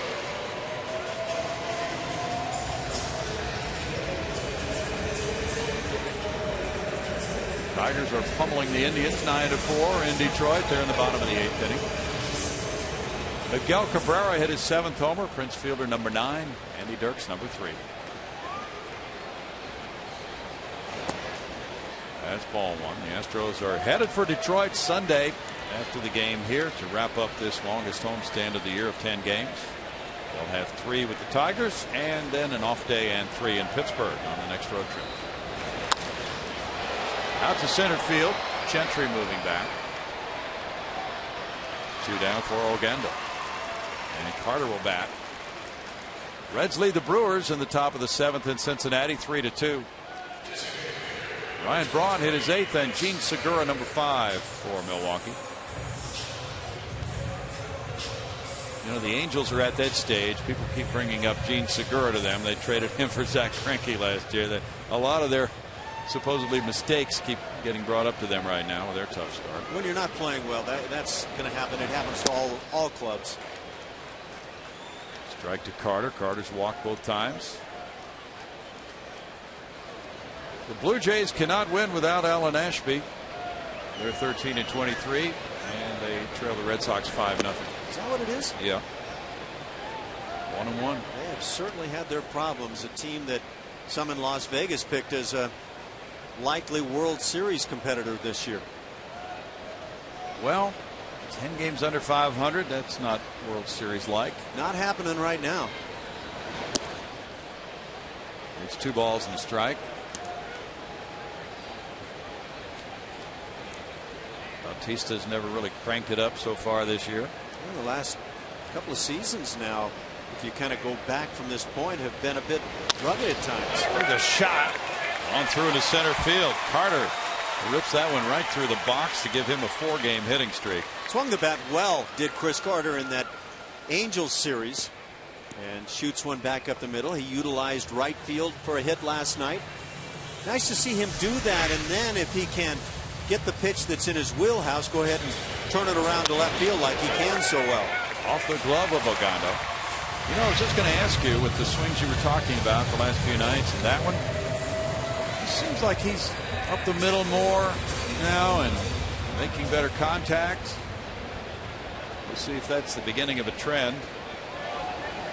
You know, if he winds up doing that and it works and he gets a lot of singles, for example, people probably will start to say, well, we need more of the power bat. It's always that tough battle, which way to go when you're the big guy that can drive the ball. Right. Back one to Pena. He hit a fly ball to center with the bases loaded, and he walked. Chris Carter finds himself hitting .230 with that base hit. Pirates lead at New York 6-1. They're in the bottom of the 8th inning. Garrett Jones hit his 5th. Pirates are 2 games above 500. So the Astros are in this stretch of playing a lot of teams that are above 500. Angels being the exception to that in the just completed series, but the go to Detroit to take on a first-place club. Pirates are right in the thick of things in the NL Central. Rangers a tough series here this weekend. Challenging stretch of games.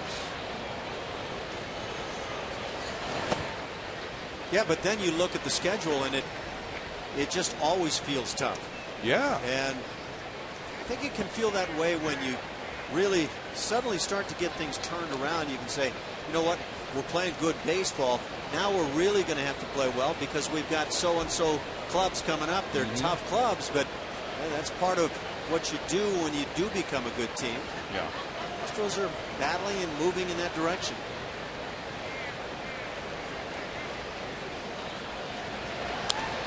Pena flicks it back, and it's a 2-ball, 2-strike count for Carlos. Padres lead 3-2. They're playing in St. Petersburg against the Tampa Bay Rays. Carlos Quentin hit his 3rd homer. Will Venable number 5. In that interleague series between 2 hotly contested rivals, San Diego and Tampa Bay. That's a natural rivalry, right? Geographical? Yeah. The Astros pitchers are doing some work. They're hitting and running the bases, getting ready for that interleague series in Pittsburgh. We're running from home to first today. You know, that's a real challenge. I mean, it can sound kind of silly, but when pitchers are not accustomed to coming out of the box or even laying down a bunt or whatever the case may be, it's quite a challenge. That's what they worked on. Even the relief pitchers were out there.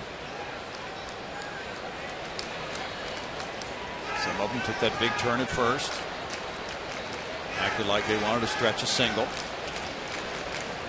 They're just bluffing. Carter will take off on 3-2. Moreland playing behind him. There's a bouncer to Moreland. 2 easy hops. That will account for out number 3. No runs, a hit, and a man left after 5. 2-1 Astros.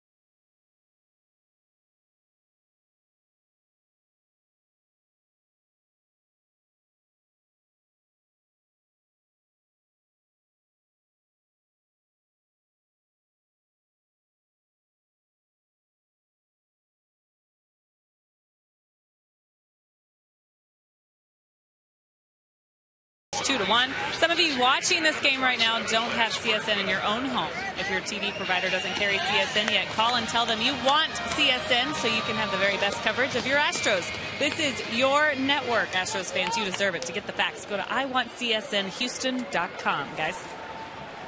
Thank you, Julia. 2-1. Lance Berkman leads it off in the 6th inning. He has struck out twice in this game.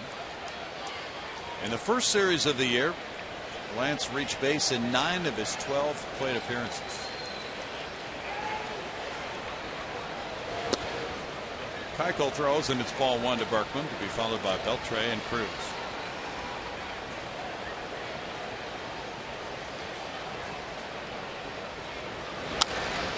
Bounces this one on 1 hop. Matt Dominguez with the throw gets out number 1. A lot of work on the left side of the infield for Dallas Keuchel tonight. I would imagine that would be part of the routine time and time again, assuming Dallas takes advantage, and he's doing so tonight. But His style of pitching is lending to that ground ball on the left side, and you love it if you're the Astros. The double play despite the little bobble there.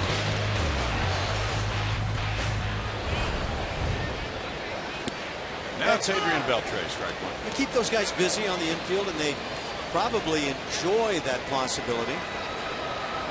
Those two guys on the left side of the infield have accounted for 10 outs of the 16 for Keuchel. Benefits on the inside edge. No balls, 2 strikes. There's been Marwin making those plays, starting that double play. And there's been Matt Dominguez with some strong throws. One of those in particular from deep behind third base. I love the shots of the major leaguers with their gloves, and they'll bite on the straps just like the little kids do. And I remember that feeling, getting that first real nice looking glove and the taste of the straps. All great stuff. One hopper back to Keuchel. Do you ever coat those with chocolate at all? Well, I never did, but I know that you did it that way. Yes. Yeah, that's a good way to do it. Come on out to Minute Maid Park, May 25th, for our annual Bayou Bash presented by Louisiana Association of Convention and Visitor Bureaus, with a special thanks to Budweiser. First pitch against the A's is at 6:10, but come out early for the live music, crawfish, and more.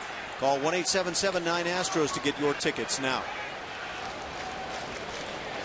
Nelson Cruz is the batter. He hit into that 6-4-3 double play we saw a moment ago, and he grounded to third.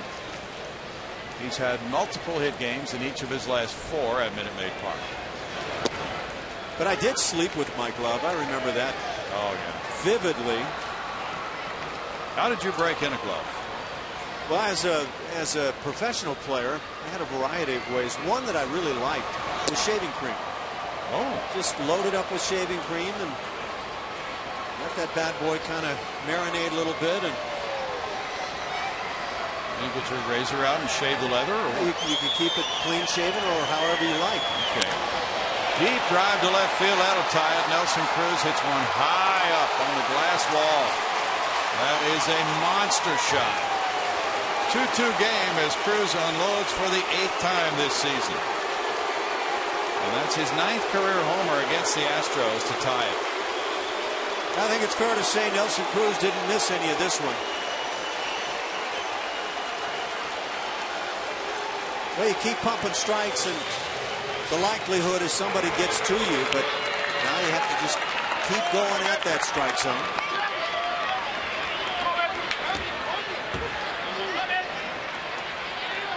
That's hit number 5 for the Rangers. Came on a 1-1 count. Mitch Moreland doubled to left center on a well-hit ball in the 4th inning after grounding out in the 2nd to second base. Well, there's that old saying, Ash, solo homers won't beat you.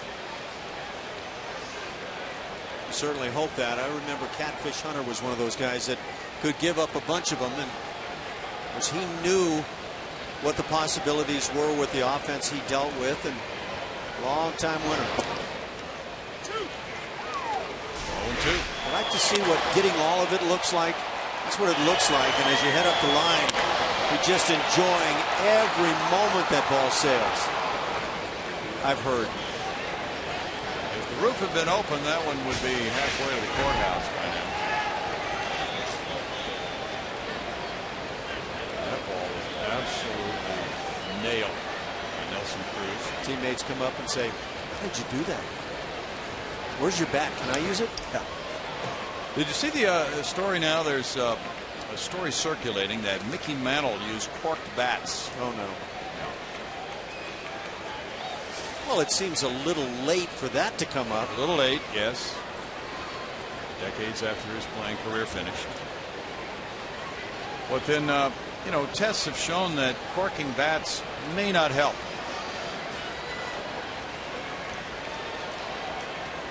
I can honestly say I never used one in batting practice even. Moreland strikes out. That ends the top of the 6th inning. The Rangers get an awesome blast from Cruz to tie it 2-2.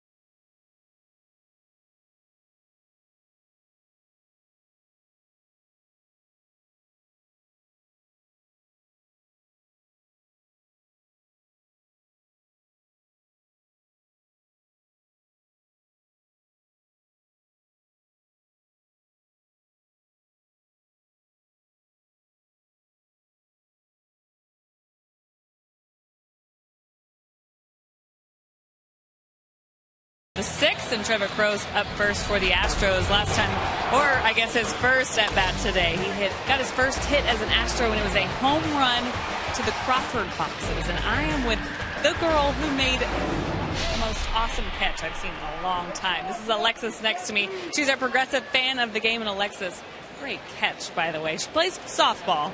Take me through the play. Take me through the play.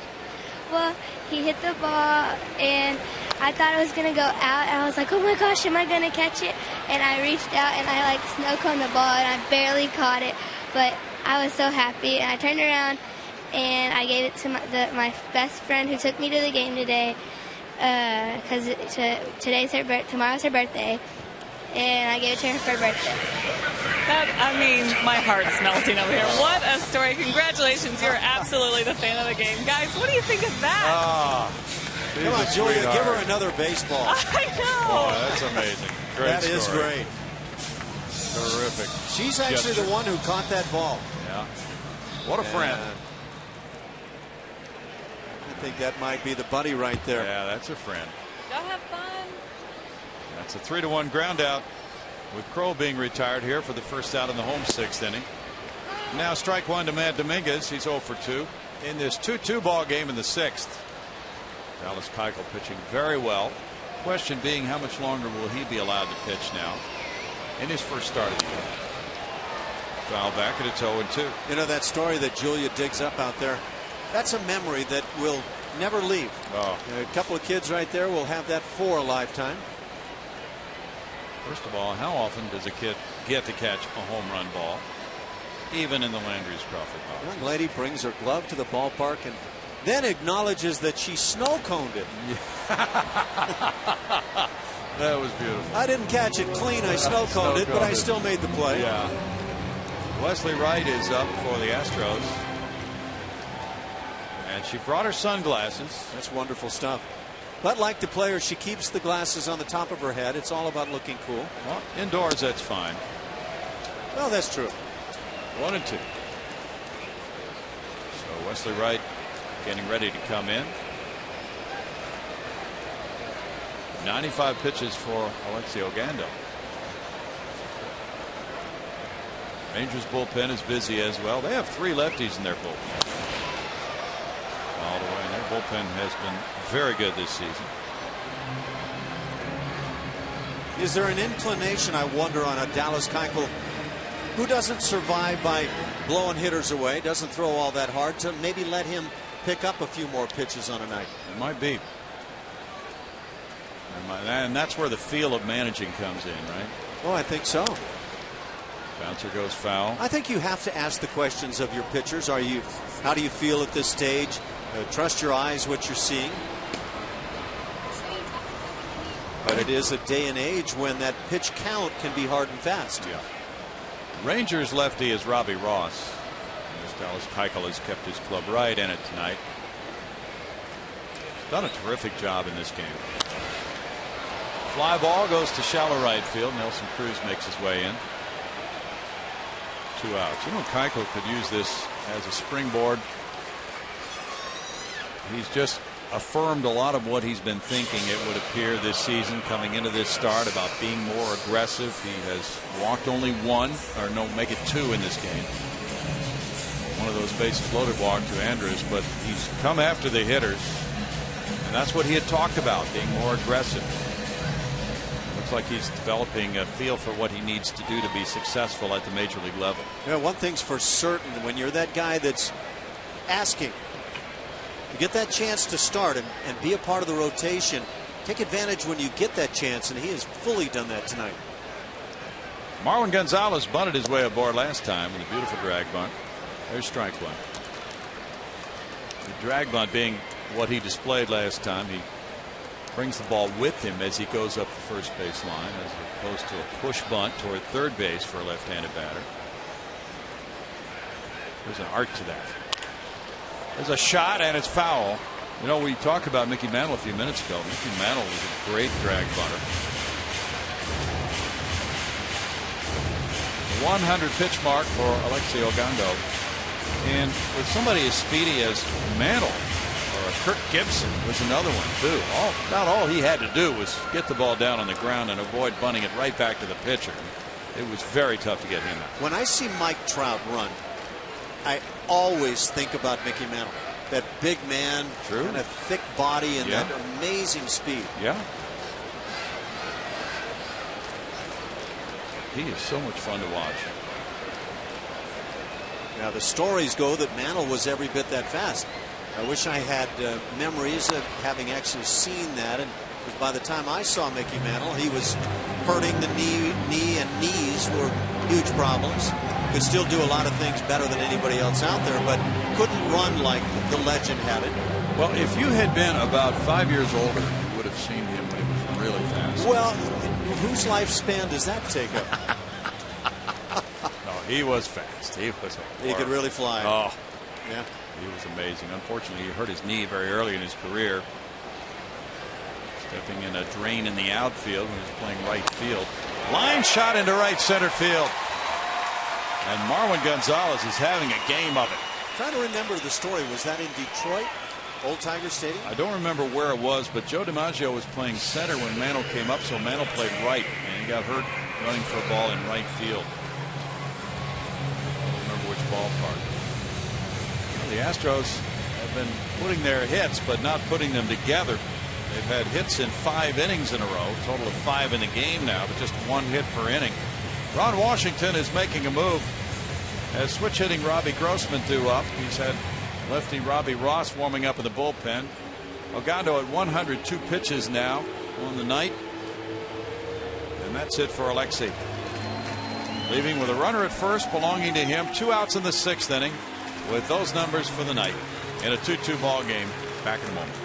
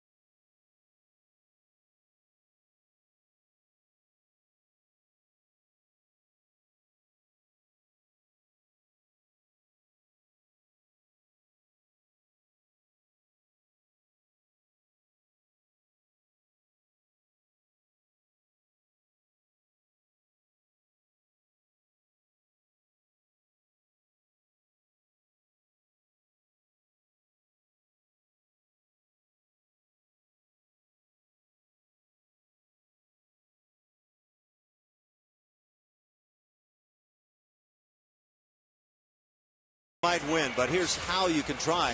Just watch Sportsnet Central every night in May at 10 p.m. or after the game. You can learn in doing so our word of the night. Then log on to csnhouston.com for a chance to win cash, prizes, and a whole lot more. Play Words on CSN every night in May. Robbie Ross comes out of the Texas bullpen. He's been the 7th inning guy quite often this season, coming in here with 2 outs in the 6th in a 2-2 game, inheriting the runner at first, Marwin Gonzalez, and facing switch hitting Robbie Grossman. Robbie's 0 for 2, Robbie Grossman that is, and he's walked once. Robbie Ross having a very good season. Liner Kinsler is able to hang on as he goes face first down on the grass behind second base. Grossman made a strong bid, but Kinsler denied him. It's no runs, a hit, and a man left. After 6, score is tied at 2.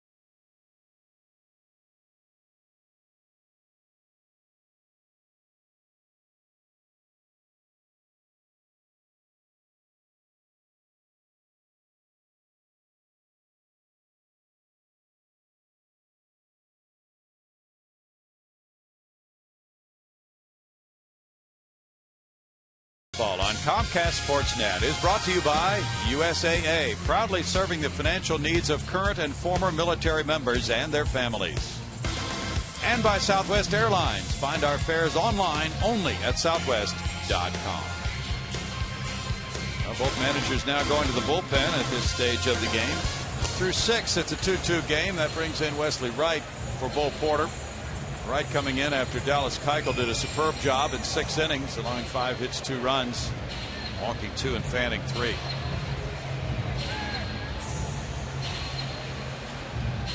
Wesley Wright on the year. That whip right around the 1.5 mark. So he's had some base runners to deal with. 17 hits in 15 innings, 5 walks mixed in. Been good against the left-hand hitters. He will face Jeff Baker leading off here in the 7th inning. Baker twice is grounded to the left side. Fly ball right field. Jimmy Paredes tracking it back near the wall. Paredes leaping at the wall, and that one is over the wall. A home run for Baker to the opposite field, giving the Rangers a 3-2 lead on the first pitch thrown by Wesley Wright. Number 4 of the year for Baker, giving him 7 runs batted in.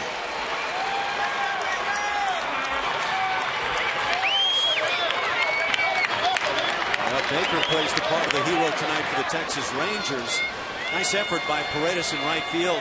Went up and just could not come down with it. If you can hit it straight away to right field in this ballpark, it's a pretty friendly place for the right-hand hitter. Giovanni Soto takes strike 1. Soto has walked and scored. He's grounded out. Fan unable to hold it there. He tried to barehand it. With that glove going back there, you wonder, might Paredes have been able to make that play minus the fan? Yeah. Because without the fan leaning over the wall, it's perfectly legal. 0-2 to Soto. Keuchel delivers everything Bull Porter probably was hoping he would with the 6 solid innings, but now the Rangers grab the lead. They're first. Soto's down on strikes. 1 out for Wright, who came in last night but did not face a batter. Bend that one down under the knees.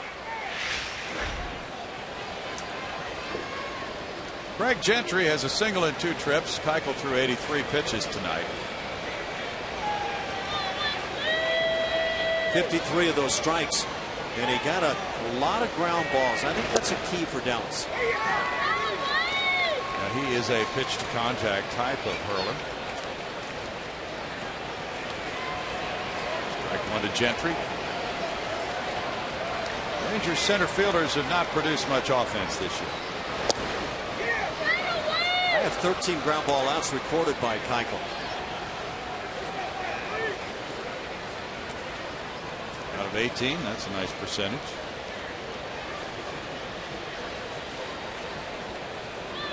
Gentry and Leonis Martin have been sharing center field this year. Ground ball, backhanded. Dominguez, quick throw over. Back on his game. 2 outs.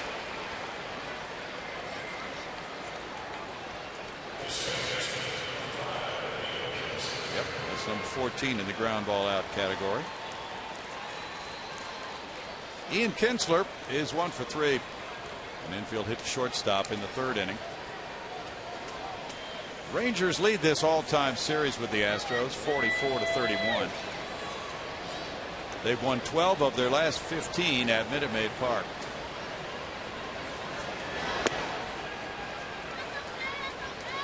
Kinsler takes a look at it. It's ball 1 for Wesley Wright.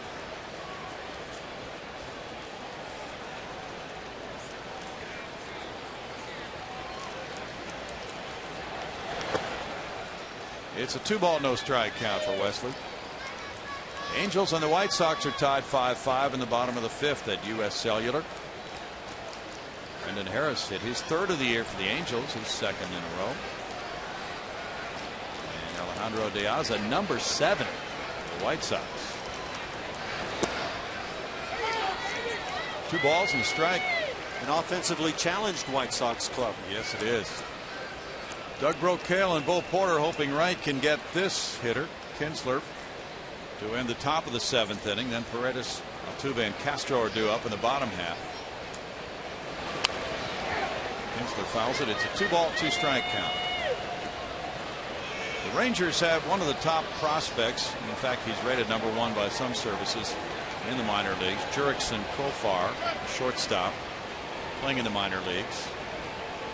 Kinsler is signed to a multi-year deal, and so is Elvis Andrus.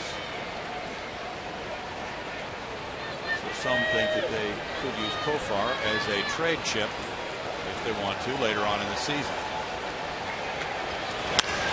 Line shot, left center field, wide open spaces out there. Grossman, though, will cover up that gap. He'll have a play to make it second. Kinsler going, and the ball hits him and comes a few feet away. Altuve tried to grab it on the backhand side as Grossman was hurrying his throw. Kinsler hustles a double, his 10th of the year. It's a nice job by Robbie Grossman. That throw provided a little bit of a short hop at the bag at second base and just made it a tough play. But as an outfielder, this is exactly what you're taught to do. Get to the ball as quickly as possible and get rid of that throw. Ball gets to the bag in time. And it ricocheted around in there. Kinsler thought about going to third, but it didn't get very far away. Elvis Andrus threw a bases loaded walk in the third. He's grounded out twice tonight. That's 7 hits for the Rangers compared to 5 for the Astros. Time call.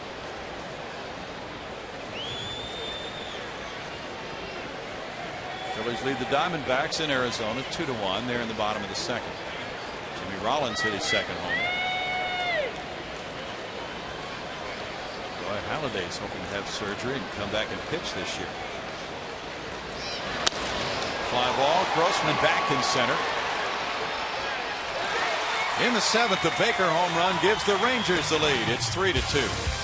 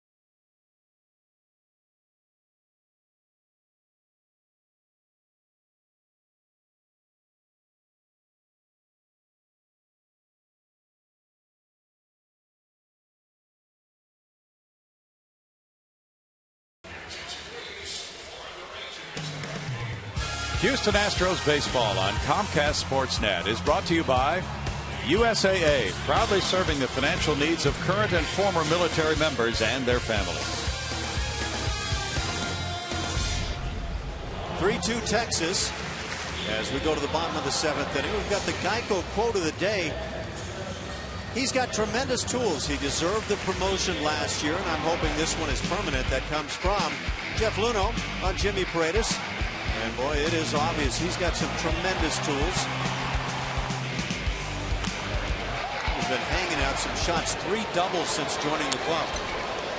Jimmy fouls it back. There's strike one. He's 0 for 3 in this game. There's bullpen action for the Rangers. Right-hander Tanner Scheppers is working. Robbie Ross in relief of Alexi Ogando is in a position now to be the winning pitcher. He retired Grossman on a line drive. Good catch by Kinsler to end the Astros 6th, and now the Rangers have grabbed the lead. Loretta's not chasing there. It's a 1-ball, 1-strike count. David Murphy has checked in left field, replacing Jeff Baker. Baker hit the go-ahead homer in the top of the inning, and he leaves 1 for 3 tonight.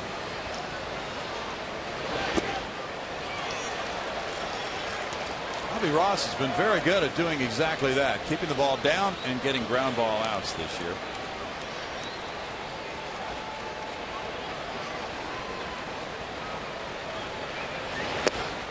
It's off the plate, and it's 2 balls, 2 strikes. Ross, a second-round pick by the Rangers in '08, is from Nicholasville, Kentucky.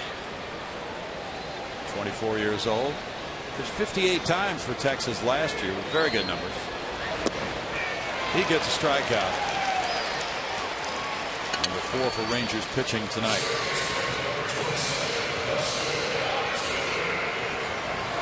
Well, Robbie Ross turned out to be quite a find for the Rangers last year. You see good numbers this year. 3 walks, 10 strikeouts, and 14 2/3 innings. Last year he was 6-0 with a 2.22 ERA.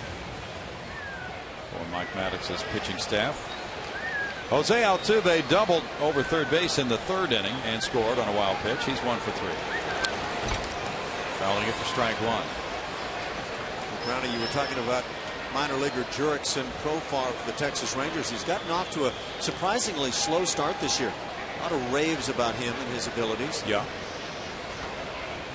234 batting average as we speak. A couple of dingers. 1-1. From what we're hearing, he could benefit from some time at AAA this year.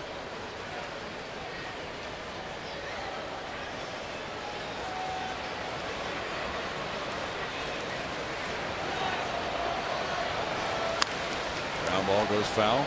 1-2. Everybody's in a rush to see these top prospects, right?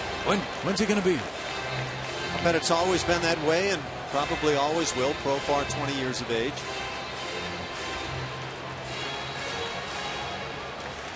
Tanner Scheppers has really been a delight for the Rangers in their bullpen this year. Ground ball goes foul, third base side. Still 1-2 to Altuve. This Ranger club didn't get a whole lot of attention over the winter, did it, Ash, with all the moves the Angels made? Well, I guess the biggest news they got was the loss of Josh Hamilton. Yeah. At least that's my recollection. Of course, Hamilton has had his slow start, to say the very least, with the Angels. 2-2. I think when it's all said and done, the Rangers look quite intelligent in terms of that move. They wanted to sign Hamilton. They just weren't willing to go the amount in the years. I think the years was the big issue.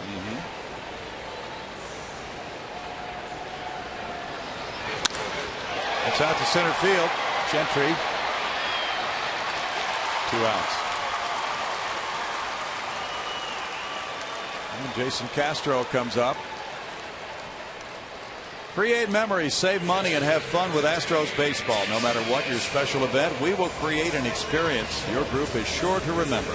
Call 1-877-9-ASTROS or visit Astros.com to find out more. John Maley, the hitting coach, came up and kind of high-fived Jose Altuve, and rightly so. That ball was rocked to right center. It was hit well. There's some fun in that suite as they watch Castro, who's 0 for 3. Try to get on against Ross. Chris Carter is waiting. Castro takes strike 1. We talked about him last night as he came up against a left-handed reliever in the 8th inning. Scott Downs, and Castro single to center field. If I'm not mistaken, I think he had 2 hits against lefties last night, and that's a big turnaround from what he's done. You are correct. You got the other one against Jason Vargas, the starter. 1-1. I believe he entered the night hitting about 130 against lefties, so have a night like that, it can turn things around. It sure can, and just give him that mental reassurance that he can do it. 1 ball, 2 strikes for Robbie Ross. Ranger bullpen is 6-1 with a 2.85 ERA, 4th best bullpen ERA in the American League, and no blown saves. Wow. 10 for 10 in saves. So Nathan has been terrific this year. Their closer. But setup guys deserve their share of credit too. 2 balls, 2 strikes. Ross has built on what he did last year. Shepard has just really fit into that niche of 8th inning guy. He had a 4.45 ERA last year, so you probably say that's been a surprise for them. First baseman has it, and Moreland takes care of it for out number 3. After 7, it's 3-2 Rangers.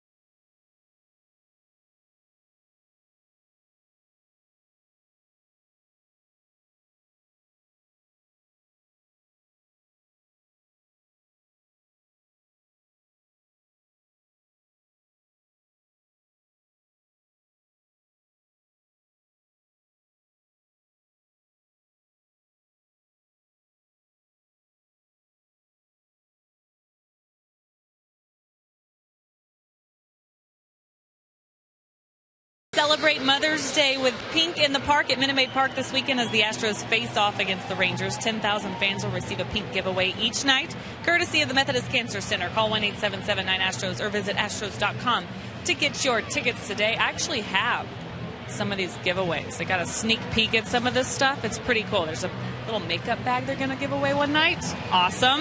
And this hat. Who doesn't love a pink Astros hat, guys? Gotta have one. Nice. Save a couple of those, Julia. There we go. You got it formed perfectly there. You don't have to break it in or anything. It's ready. I'm ready. Oh, gorgeous. I really do like it. These are great. Don't forget your booth mates. I told you my mom's coming. She's excited about Pink giveaway night. Well, that's a nice gift. That's a start. It's a start anyway. You can build around it. Lance Berkman takes, and there's strike 1 for Wesley Wright. Lance has struck out twice and grounded out tonight. There's a report in on Twitter that the Astros number 13 prospect is having a big night for the Corpus Christi Hooks. Foul back on 2. Domingo Santana has hit his 3rd homer of the game tonight for the Hooks. Baseball is right between the legs of Jason Castro.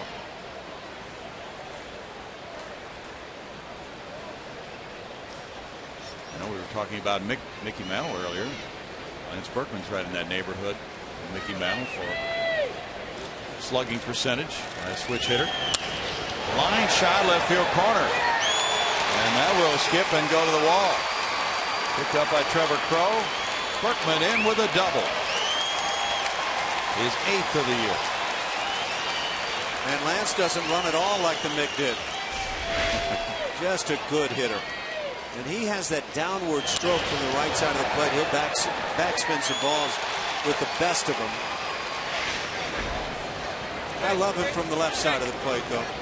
Now, Bo Porter's coming out to make a change with right-handed hitting Adrian Beltre, and then Cruz to come up behind him. There's the lefty Travis Blackley, but he's also had Paul Clemens. And it's going to be Clemens coming in with a score 3-2 Texas right after this.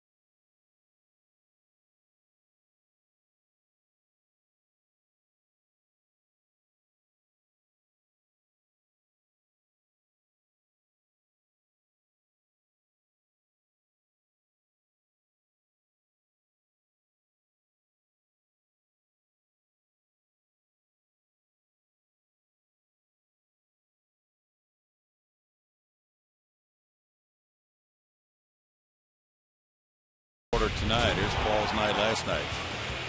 Paul Clemens, a wicked curveball working last night as he gets Albert Pujols and Josh Hamilton.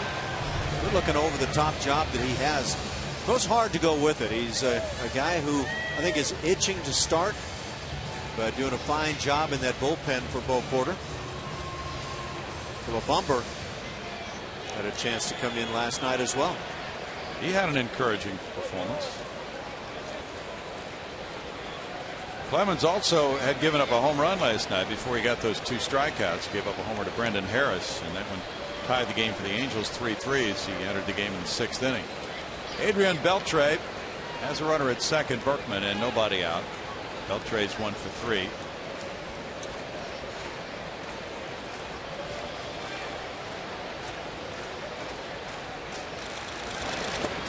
And the curve bounces for ball 1 to Beltre. Beltre last year drove in 102 runs with 36 homers while hitting .321.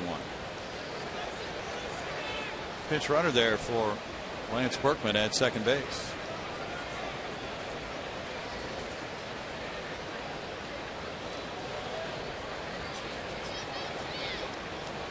It's Leonis Martin. Another speedy center fielder. Altuve shades up the middle. Clemens rocks one in the lower part of the strike zone at 95. That's an excellent pitch for a 1-1 count for Paul.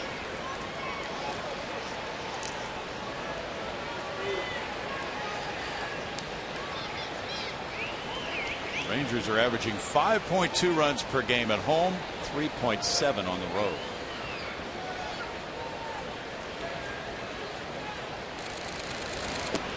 Breaking ball hangs up and in, 2-1. And Dave Magadan, their hitting coach, said, well, really, we scored 10 runs in 1 road game. So other than that, our average is under 3 runs per game on the road this year.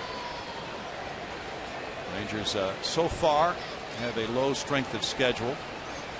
They have not played any playoff teams yet from last year.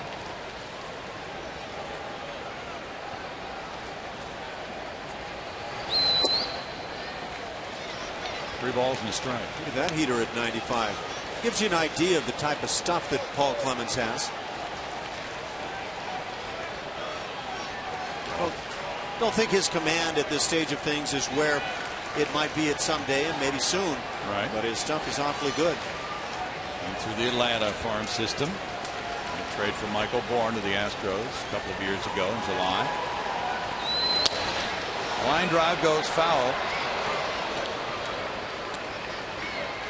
3 balls, 2 strikes to Beltre.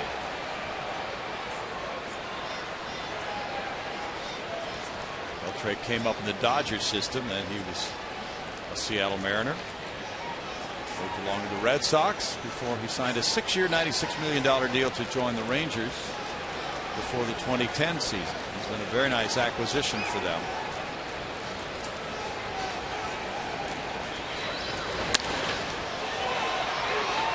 Paredes comes over near the right field line. Pena's going back on it. Pena calling, and foul ball as he makes the catch. Here's the tag. Martin going to third, and he'll make it on out number 1. That was a long throw for Pena to make. It's a nice play, number 1, just getting back to make that catch. It's also a nice play by Martin with that tag up and moving up now with 1 out at third base. Yeah. I doubt that Lance Berkman would make that shot right there. Well, the other thing is, Paredes, who had a long run, had been able to get there and fairly early to establish to Martin that the outfielder was going to make that throw coming in. Maybe he doesn't tag and move on. I think you're on the money. I think that turns it around. But he wasn't able to get there, and Pena ranged far up the line. Jimmy's playing very deep in right field. That's what we've seen since he's rejoined the Astros. So that's a long way for him to go. Cruz hit a monster shot of a home run in the 6th inning. He's 1 for 3. Infielders move in now with 1 out and a runner at third. Very important run at third in a 1-run game.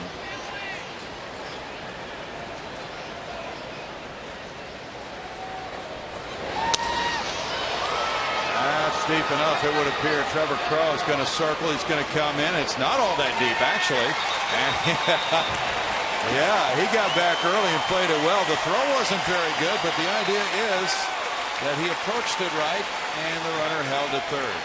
I think we get a glimpse as to the arm strength of Trevor Crowe. Probably not one of your high-end guys with velocity, but boy, does he play this well as he backs behind the ball and then charges in. And that charge will go a long way to making third base coaches decide not to chance it. You bet. Excellent point, Ash. Puts it down where the cutoff man can make the play. So when it's all said and done, that's a nice play by Trevor.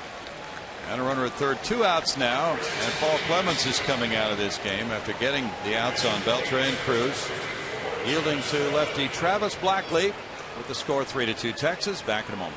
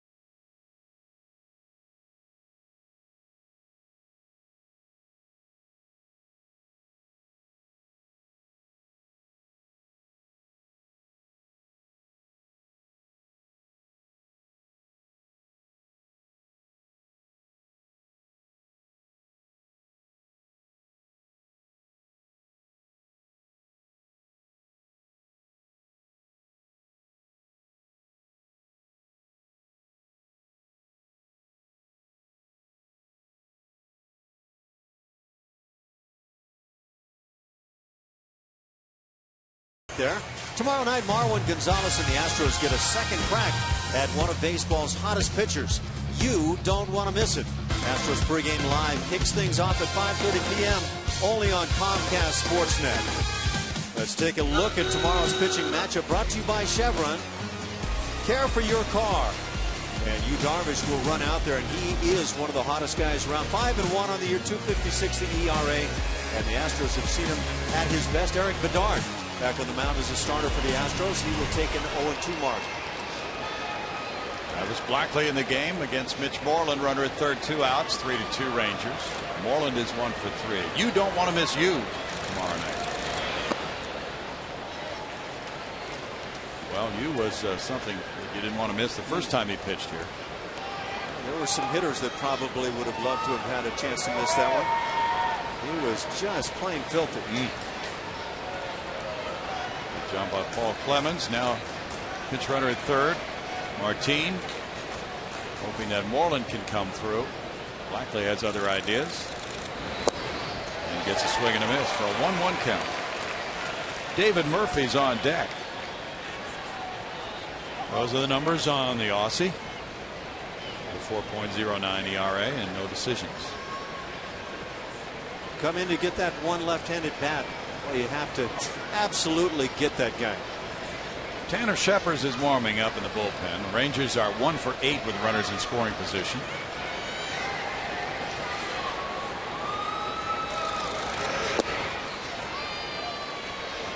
Castro pulled the arm back, taking a throw down to third base. 2 balls and a strike for Travis Blackley. Nice bluff there by Castro, but Dominguez was nowhere near the bag. As a runner at third base, you get that word, he's nowhere near you.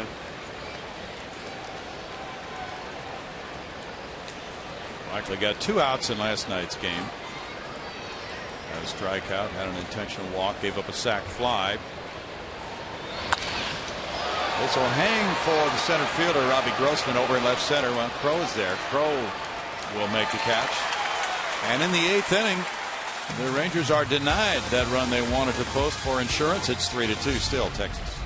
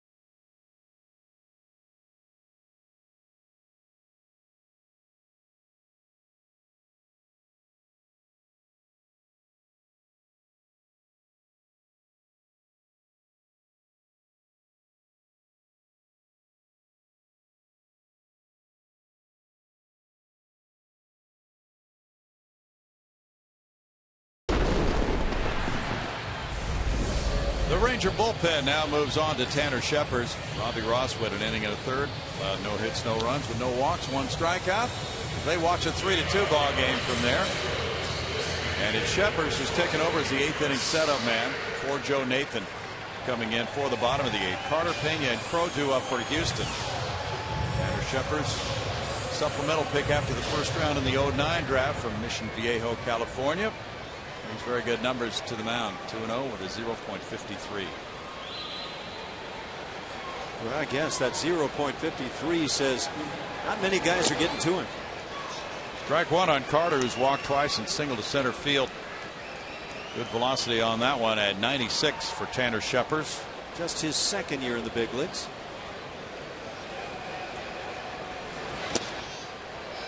It's no balls, 2 strikes for Shepard.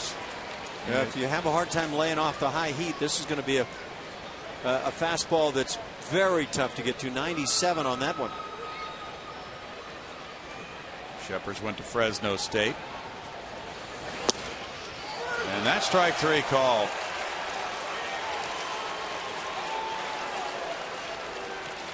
Strikeout number 5 for Ranger pitching, and Ranger pitching is what they're all raving about, Ash, in Arlington. And as they try to get back to the playoffs again this year, pitching has been a staple for them. You think of the Texas Rangers, or I do anyway, I think top of the heap offensively. They have a great hitter's ballpark, but once again it's pitching. They lead the American League in team ERA, and they do it with their starters and with their relievers. So without Josh Hamilton, they're still doing very well. Enough. I'm sure they would like some more offense than they've gotten this year, but it's enough to have a 4-game lead in that tough division. Out in the home 8th inning now, and it's Carlos Pena batting. Pena looks at a breaker inside, ball 1. He's 0 for 2 with a walk. Trevor Crow is on deck.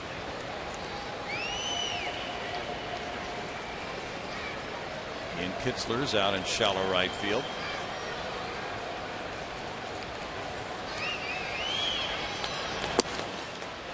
That's in for a strike to even the count at 1-1. Rangers are the only major league team without a blown save in 2013.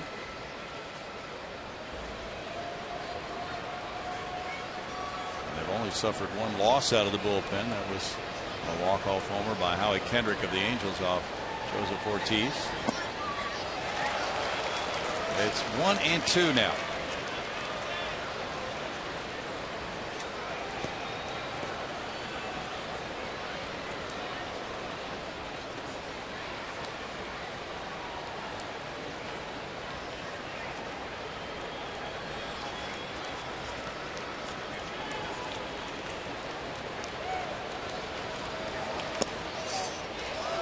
2 balls, 2 strikes to Carlos Pena. Sheppers is throwing more two-seam fastballs than he did last year, creating some better movement and command, and really taking over in a lot of these key situations late in games.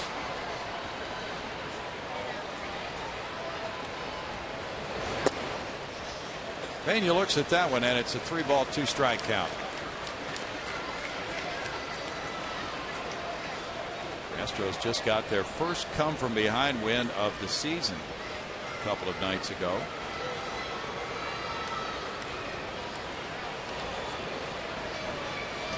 That was Tuesday night, actually, when they got 5 in the third. Beat the Angels 7-6. After 32 games, unable to turn that feat. Kinsler on the outfield grass throws, but he just barely got him. He almost pulled Moreland off the base. 2 outs. He didn't really charge that ball all that aggressively. He had time, but that was based on the throw being accurate. Carlos just simply rolled over that pitch that was up in the zone for him. And Kinsler tried to get rid of the ball quickly, and he did, but almost inaccurately enough to allow Pena to reach. Trevor Crowe with a homer in the second inning off Alexi Ogando is 1 for 3.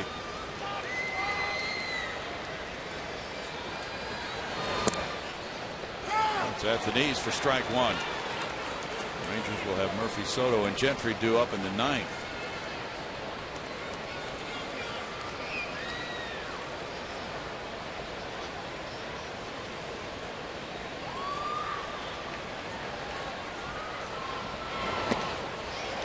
No balls, 2 strikes for Tanner Sheppers.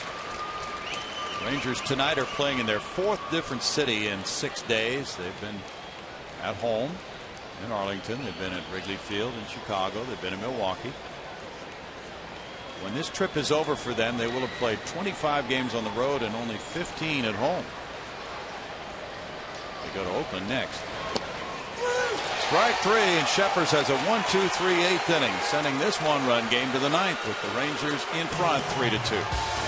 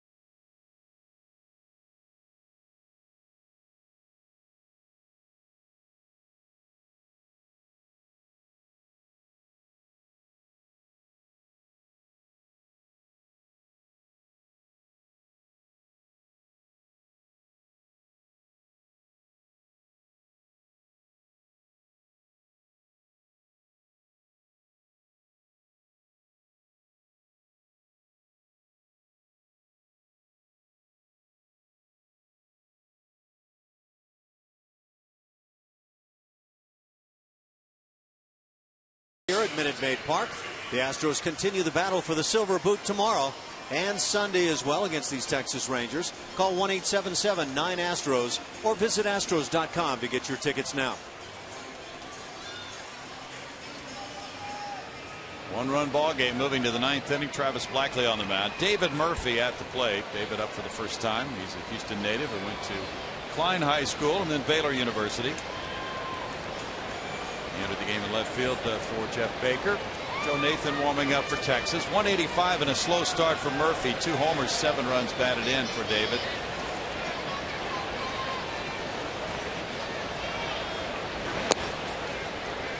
Murphy looks at it. It's ball 1. He's a much better player than those numbers would indicate. Yes, he is. He normally is at or close to his best when playing the Houston Astros.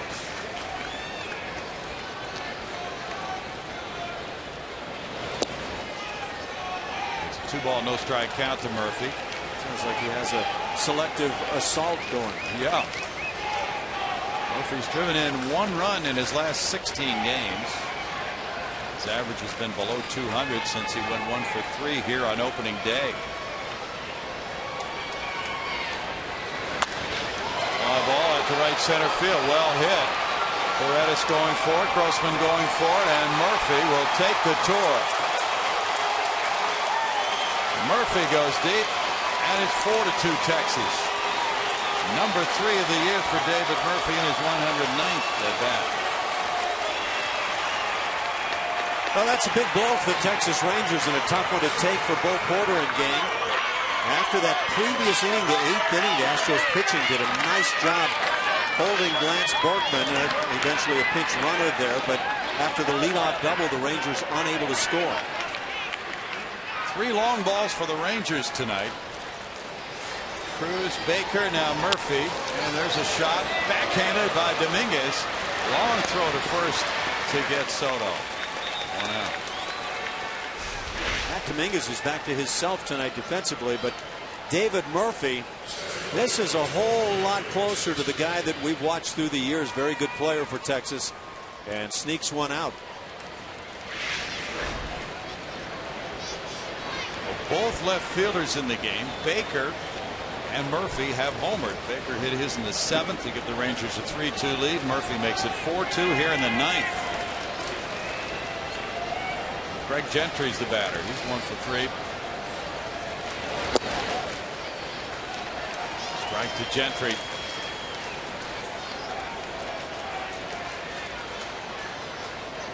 Rangers now with 42 long balls this season. Came into this game ranked 6th in the American League in homers.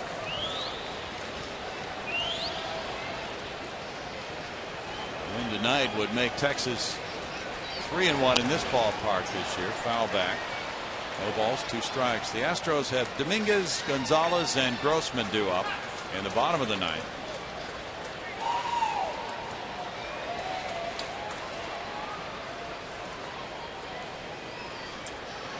Berkman with one of the 9 Texas hits.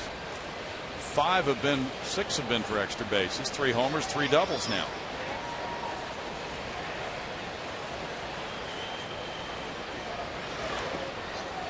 Bounces up there for ball 1 from Travis Blackley.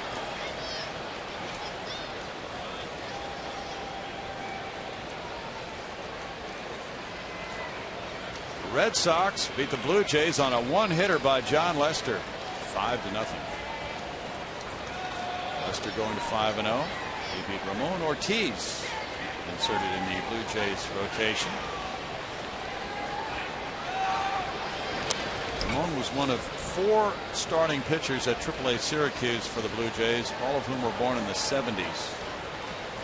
And yikes. J. Happ, yeah. Really? Well, the Red Sox are pretty well equipped at the top of that starting rotation with Lester and Buchholz.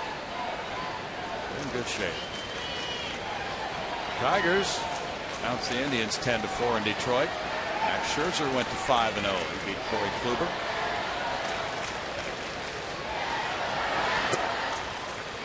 Two balls, 2 strikes. Talk about well equipped. That Tigers rotation was awfully tough. We got to look at that, didn't we?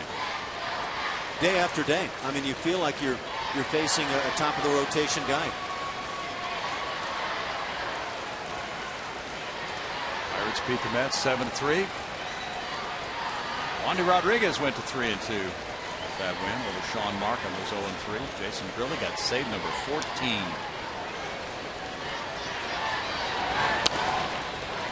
Foul away. And next weekend, you and Jeff Blum will be high atop PNC Park. You got that right. Broadcasting. That has to be the highest location for a broadcast point in professional sports. You have to get clearance from the blimps that go by. You'll be up in the catbird seat, as Red Barber would say. Red never had it so good. I wonder what the highest vantage point Red ever had in the broadcast booth was. Tiger Stadium, old Tiger Stadium, where you'd get a foul ball in your lap in quarter of a second from home plate. Was that a dandy of a place? Yeah, it was. Well, you better bring your glove as a broadcaster. I used to walk in that booth and it looked like a war zone. Gentry draws a walk. Now, the only way I guess I could legitimately describe it is imagine planting yourself somewhere 2/3, maybe all the way up toward the top of the netting behind home plate here at Minute Maid Park. Yeah. And that's about where that booth was. Yeah. Yeah, you were almost right over the catcher's head. And those foul balls would come screaming back there. So after all those years at Tiger Stadium, if you were broadcasting in that booth, you'd look back there and there would just be those marks behind those dent marks, yeah. Dents from foul balls.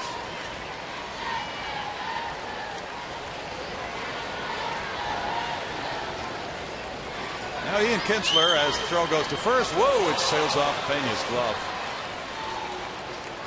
He was surprised by that one. He got leather on it, prevented the throwing error from Blackley. Alex Cobb had an interesting night tonight against the Padres for Tampa Bay. He struck out a career high 13, but failed to make it through 5. 13 strikeouts in less than 5 innings. First pitcher in Major League history to fan 13 without making it through 5. Well, that means he got 14 outs. Yeah, that's true. Wow. 4 2/3 innings. Who was the Little League team he was up against? That sounds like Little League line. The Padres. See, I didn't have that kind of evil intent.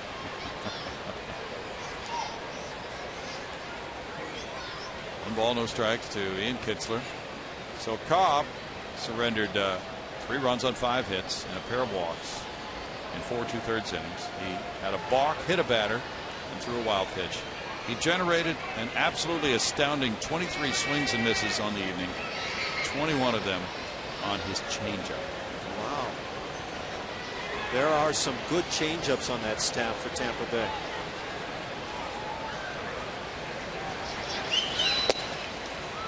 Strike makes it 1-1. I guess when you get 23 swings and misses on a changeup in 4 2/3 innings, you were pretty effective with that pitch, you might say.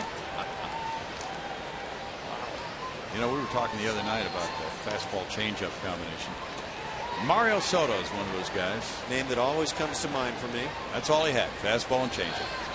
And he didn't need both of those. I want to tell you, he could stand on the mound and tell you that the changeup was coming, and you couldn't foul it off. It was that good.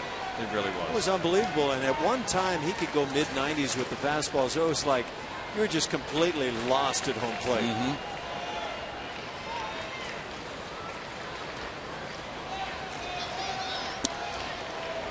Strike makes it 1-2. Difference is you see a lot of pitchers throw the changeup, and it's not the best of arm speed coming through. Yeah. And as a hitter, you have an easy adjustment. But when you get that rare guy that gives you equal or better arm speed on the changeup than he does on the fastball, that's when you've got problems. And Johnny Cueto of the Reds has worked with Mario Soto on his changeup. Fly ball left field. Trevor Crowe moving in. 2 down. Elvis Andrus will be next. The Mariners lead the Athletics 2-0 in Seattle. They're in the bottom of the 3rd inning. Nationals beat the Cubs 7-3. Ross Detweiler won that one, beating Jeff Samardzija. Ian Desmond hit his 5th home run. That's 5 wins in a row for the Nationals. They're 20-15. What kind of changeup does Volquez have? Does he have a pretty good one? Yeah. Edinson Volquez, yeah, so he might have benefited from Soto also when he was there. You know, with a name like that, Volquez, he should really, by all rights, feature that Vulcan changeup. You've heard that term before. The Vulcan, yeah. I think people should name their changeups, don't you? Oh, that's actually a great idea. Guys I know through the years have named their fastball or curveball. Have they? Nolan Ryan used to call his curveball the Anaconda. Oh, I hadn't heard that. Yeah. The Anaconda. I like it. What was his fastball called? Yeah, I don't even remember right now. I'm going to assume he called it the Express. Well, but I don't recall hearing that come out of his mouth. Maybe so. But yeah, every once in a while he'd have that curveball really working, and he'd strike somebody out with it, and he'd talk about the anaconda that he broke out.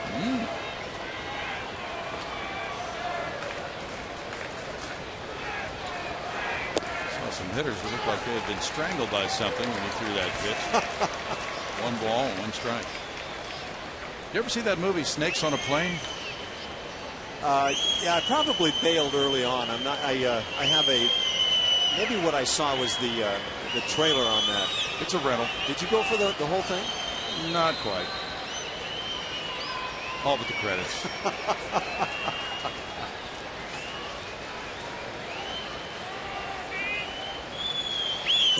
Inside for a ball, 2-1. We got a picture from Fred Arnold of Minute Maid of the Silver Boot. It is residing in Arlington, Texas, outside the Rangers offices. We got to get that thing back. Yeah. It's a traveling trophy. Yeah, guys would call their fastball the cheese, the cheddar, the heat, the gas.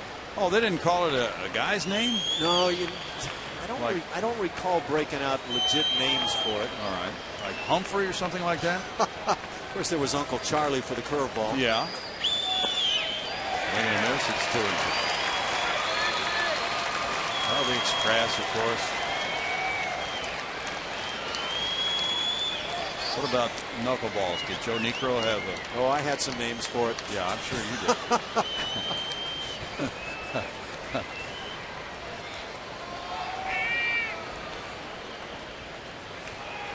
Joe just threw it and laughed. That was a vicious pitch. Oh, threw it so hard.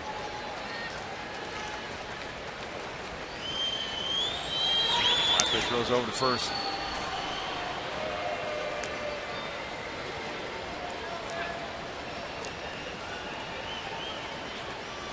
Leonis Martin is on deck.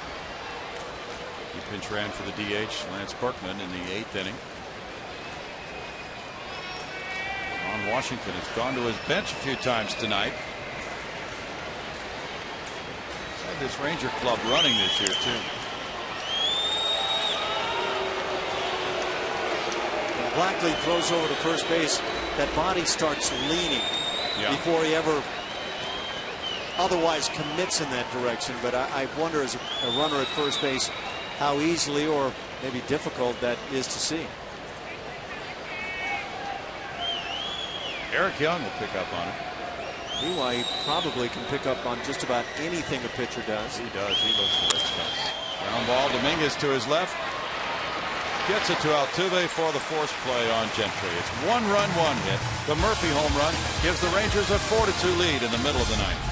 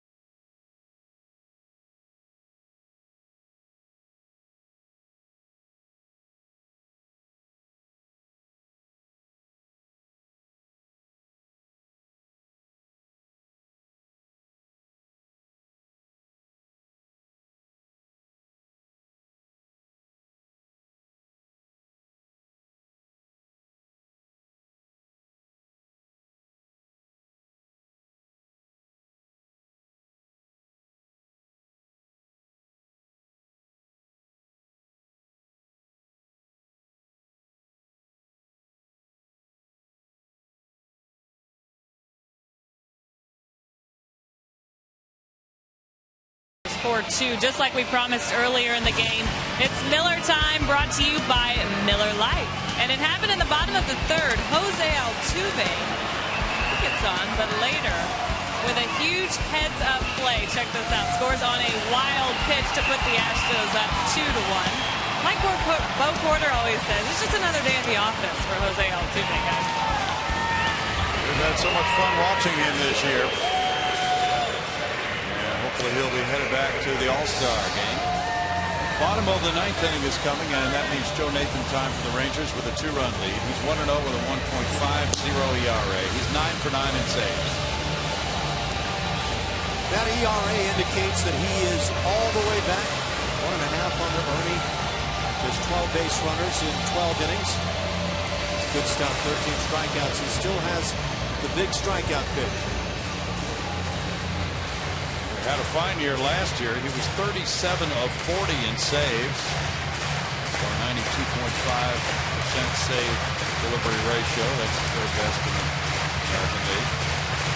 Had Tommy John surgery in 2010. He missed all of that year. Matt Dominguez leads it off. He is 0 for 3. Upstairs, ball 1. That goes against the grain for Nathan. This year he has thrown 74% first pitch strikes.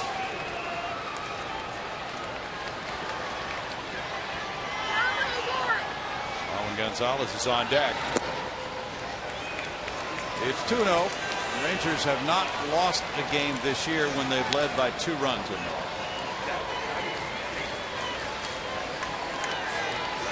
At 2-0, I think you'll obviously have to take at least a strike here. Need a base runner. Pops it up.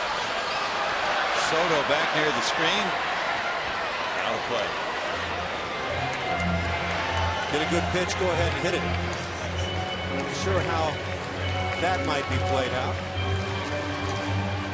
Nice gesture by Reed. Is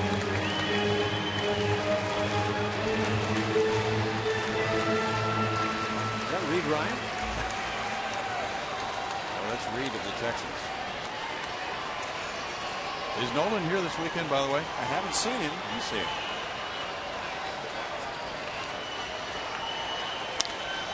Fly ball, left center field. Murphy waiting for it. That's 1 out for Nathan. The Astros have not had a hit since the 6th inning single by Marwin Gonzalez.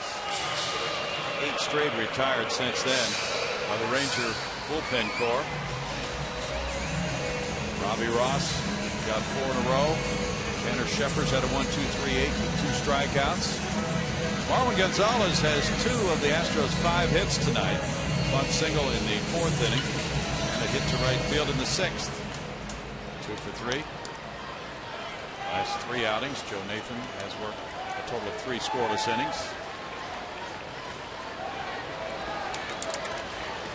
Only allowed 2 runs this season. Both came on the tail end of pitching back-to-back days. There's ball 1.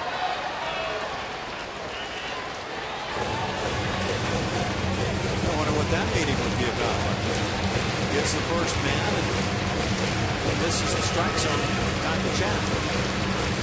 Good ball 1 on both these first 2 hitters. That's not the usual pattern for Nathan this year. So I guess when things are going really, really well, you have a meeting at the mound when the guy throws ball 1. I wonder if some catchers have that tendency, the need to go out to the mound, superstition, whatever. Worked last time. Yeah. Now it's 2-0. That's what it was on Dominguez. And then he hit a foul ball and then a fly ball. This fly ball goes to center. Gentry waiting. And now it's going to be Robbie Grossman with 2 outs in the 9th inning. It's 9 straight set down by the Ranger bullpen. Very impressive work for Ross, Shepard, and Nathan. Grossman's 0 for 3 with a walk. He blistered a line drive in the 6th inning, but it was caught by a leaping Kinsler. Paredes coming out to the on-deck circle as the Astros try to stir up trouble against Nathan with 2 outs in the 9th.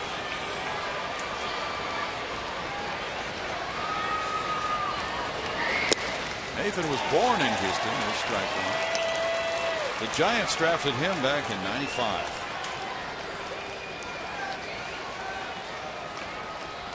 Went to a Division III college in New York. He signed as a shortstop. It's 1-1. Came to the big leagues with the Giants in '99. And then he had a long run with the Minnesota Twins, becoming their closer from '04 through '09. Curveball makes it a 2-ball, 1-strike count for Joe Nathan. I always love those great stories about a guy who pitches, for example, and he started as a shortstop or center fielder, whatever the case may be. Yeah, I mean, he just looks like a pitcher. Big, tall, long. Strike call there makes it 2-2 to Robbie Grossman. Nathan signed a 2-year deal prior to last season for the Rangers as a free agent. Has the third lowest ERA among all active pitchers. He has more than 300 saves in his career. 307 right now. Fouled away by Grossman. Nathan closed out the 4-0 win for Alexi Ogando here on April 3rd. As of now, Robbie Ross gets the win tonight. If he does, he's 7-0 as a major leaguer.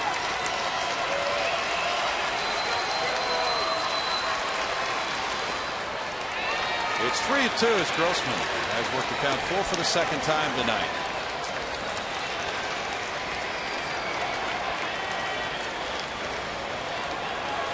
And Nathan has to be thinking to himself, the worst thing I can do is issue a walk right here. Yep.